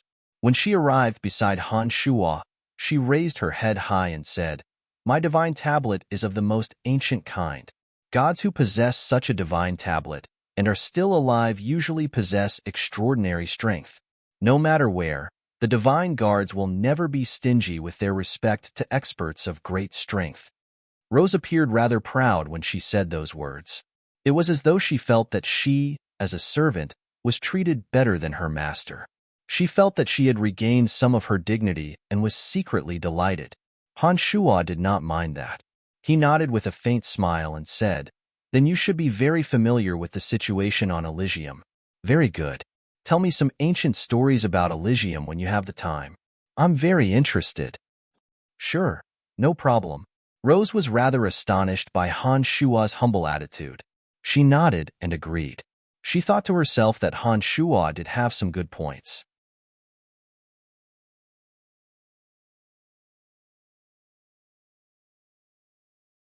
Chapter 760. Hushvale City, one of the 7 major cities of the Darkness Dominion. Han Shuo and Rose strolled side by side on the streets of Hushvale City. Hushvale City wasn't much different from the City of Shadows. There were countless shops along the way. Many gods frequented the shops to purchase divine weapons, energy crystals, and divine scrolls for their cultivation.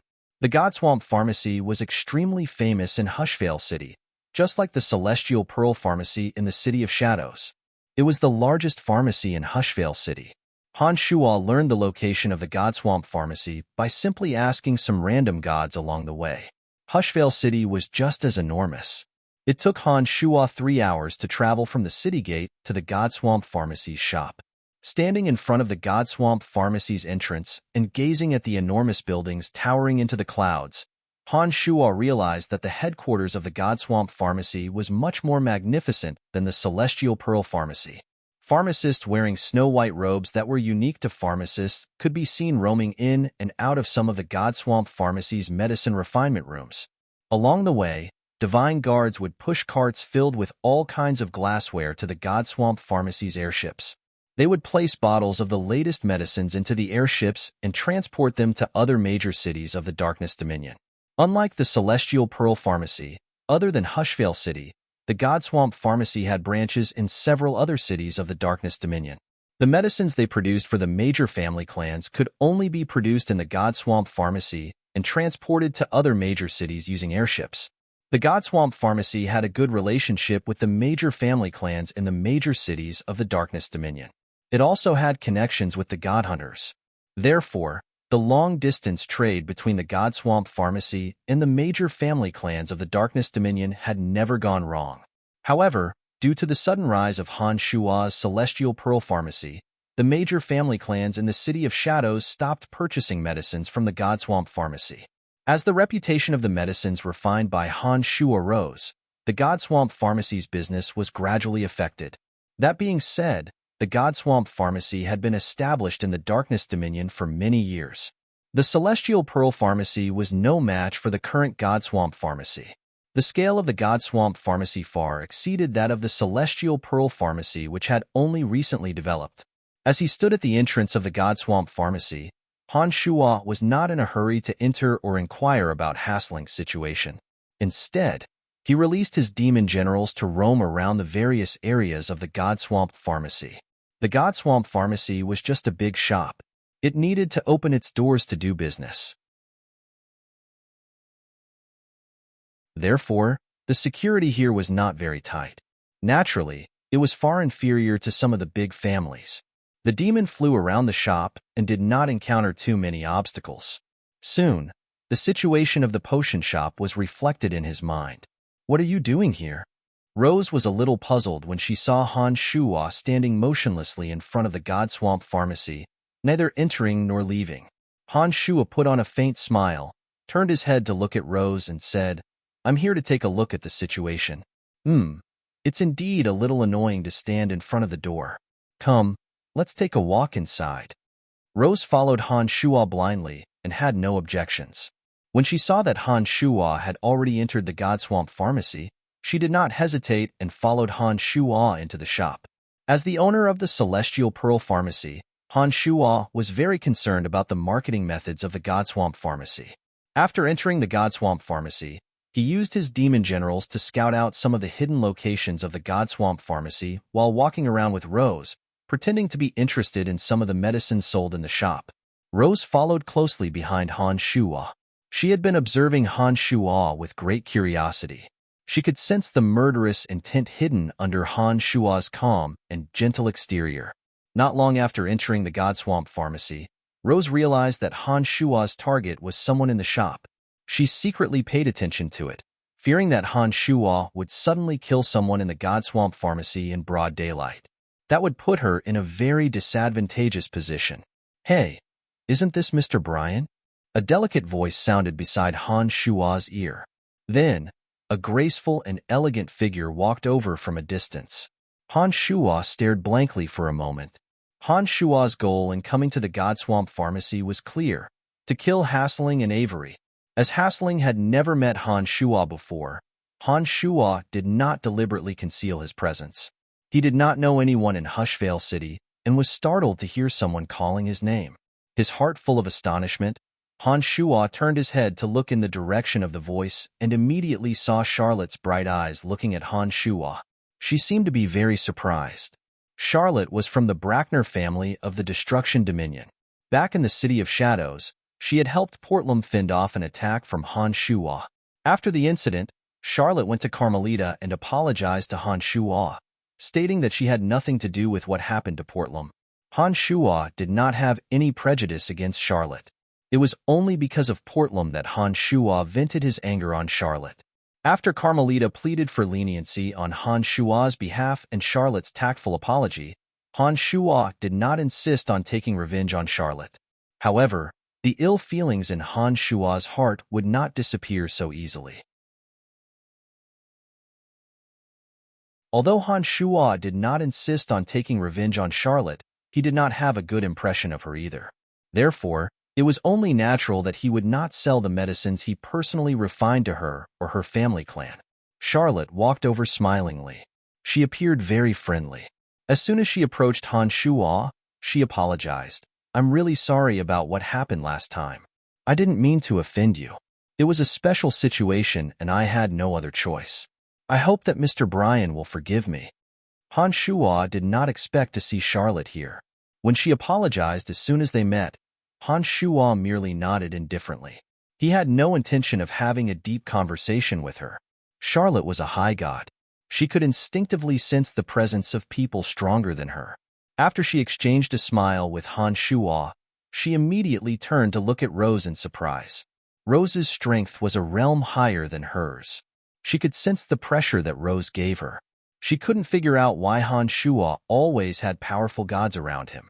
When Han Shuo nodded and was about to leave, Charlotte took a step forward, put on a faint smile and said, "Mr. Brian, it must be fate that we met here. Can we find a place to talk? I want to apologize to you as a sign of my sincerity." As she had acted rashly the last time, Charlotte had failed to purchase the miraculous medicine from Han Shuo on behalf of the House of Brackner. She had no choice but to come to the Godswamp Pharmacy and try to purchase some commonly used medicines from them. Charlotte thought that it was a good opportunity to bury the hatchet with Han Shuo. Therefore, she had no intention of letting Han Shuo off the hook. She shook his head. Han Shuo shook his head. Clearly, he had no interest in talking to Charlotte. He waved his hand and coldly said, "There's no need to apologize. Carmelita has told me that I won't take the matter to heart." The fact that Han Shuo had said those words with an indifferent expression meant that he still did not have a favorable impression of her. However, he would not hold the House of Brackner responsible for that matter. This was different from Charlotte's expectations. Therefore, she looked a little sad when she heard what Han Shuo said. Han Shuo's indifferent attitude was there for all to see. If Charlotte continued to pester Han Shuo, she would only get the opposite effect. Therefore, Charlotte was stunned for a moment. Her fair face was filled with a bitter smile. She did not intend to continue pestering Han Shuo. "Sister Charlotte, have you chosen what you want?" A sweet and elegant voice suddenly came from afar. A delicate and beautiful woman wearing a simple green robe appeared. She was a very charming beauty. She had fair skin, a tall and slender figure, willow-like eyebrows, and a pair of slender eyes that gave off a tranquil and otherworldly charm. Not yet. I just met an acquaintance. Charlotte turned around and smiled gently. She said, "Let's continue choosing and have a good talk with the Godswamp Pharmacy." Suddenly, this delicate and beautiful woman looked at Han Shuo with a pair of green eyes in surprise. She exclaimed softly, "It's you. What are you doing here?" Han Shuo was stunned for a moment. He sized up this delicate and beautiful woman with a strange look and asked in confusion, "Who are you? I don't think I've seen you before, have I?" When he said this, Han Shuo frowned and thought for a moment. He felt that this delicate and beautiful woman seemed a little familiar, especially her sweet and elegant voice. He seemed to have heard it in his memory. However, looking at this delicate and beautiful face, Han Shuo thought hard for a moment, but he could not recall where he had seen her before. After the delicate and beautiful woman cried out in surprise, she seemed very happy. She walked past Charlotte and went straight to Han Shuo's side. She said excitedly, "When did you come here? I told you to find me according to the method I gave you. Why didn't you come?" Han Shuo was confused. He looked blankly at the delicate and beautiful woman who seemed a little excited and said, "You must have mistaken me for someone else. I don't know you." The beautiful woman's mouth curled into an amused smile. She looked at Han Shuo carefully and chuckled. "I can't be wrong. It's you. You actually forgot about me." As he talked with her, the sense of familiarity in Han Shuo's heart became stronger. However, when he looked at the delicate and beautiful face in front of him, Han Shuo was sure that he had never seen her before.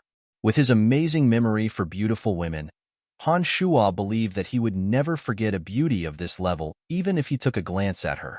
However, he could feel that this beautiful woman had an indescribable sense of familiarity. This made Han Shuo even more puzzled.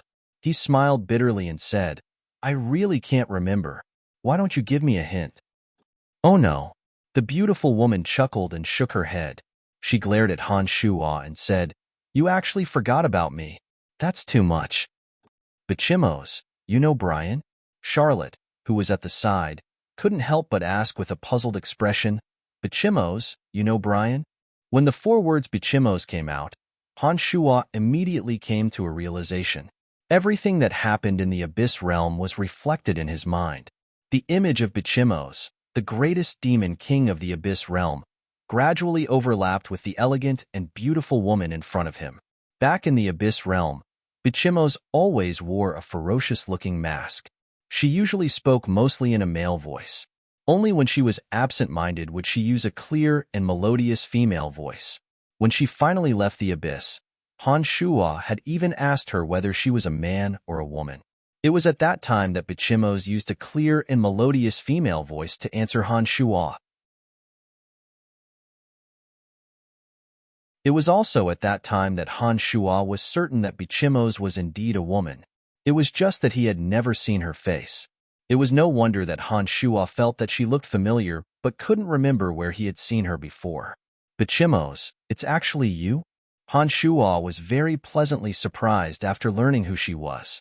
He laughed and said, "I never thought that I would meet you again on Elysium. Haha, how are you? How have you been? You scoundrel, when I left, I gave you a way to contact me. Why didn't you look for me when you came to Elysium?" Bichimos looked at Han Shuo smilingly, but his tone was full of reproach. After hearing Bichimos' words, Han Shuo recalled that she had indeed given him a way to contact her. However, after the series of events that Han Shuo had experienced on Profound Continent and after he met Dana, Han Shuo did not think about Bichimos again. Naturally, he had long forgotten about the method she had given him. I'm sorry, I forgot," Han Shuo replied, feeling rather embarrassed. "Judging from your clothes, you seem to be doing quite well on Elysium." Bichimos examined Han Shuo from head to toe before she groaned and said, "Your punishment is to treat me to a sumptuous meal at the most high-end Divine Blessing Tavern in Hushvale City. Otherwise, I won't let you off. I'm a very vengeful person." Having met Han Shuo on Elysium, Bichimos appeared rather excited. In Elysium, She was not as solemn and inflexible as she was in the Abyss realm. Without her fierce fanged mask, Bichimos had transformed into a beautiful and elegant woman. She appeared very easy to get along with. Charlotte was extremely astonished to see that Bichimos and Han Shua knew each other. As she listened to their conversation, Charlotte gradually realized where Bichimos and Han Shua met. Bichimos had told Charlotte about her experiences in the Abyss realm after returning to Elysium. She knew that Bichimos had met a miraculous person in the Abyss realm and had also heard about her experiences. It was at this moment that Charlotte heard from Bichimos that Han Shua seemed to be doing quite well. She couldn't help but smile wryly in her heart. Han Shua wasn't just doing quite well. Now that the House of Han had officially risen to power in the City of Shadows, the Celestial Pearl Pharmacy's business covered every corner of the city. Even the House of Brackner had to beg Han Shua to purchase some of their miraculous medicines. Han Shua had accomplished all this in just a few decades. If Han Shua was doing quite well, then all those who came from low-level material planes would be beggars. No problem. Han Shua agreed straightforwardly and said, "Let's go. It's my treat today." Charlotte was delighted to see that Han Shua was so friendly to Bichimos. She immediately gave up on buying any medicines from the Godswamp Pharmacy and followed Han Shua to the restaurant with a smile on her face. She made up her mind to improve her relationship with Han Shua. You're tuning in to the Warrior Lore YouTube channel. Don't forget to subscribe and join us on this journey to catch the most captivating stories.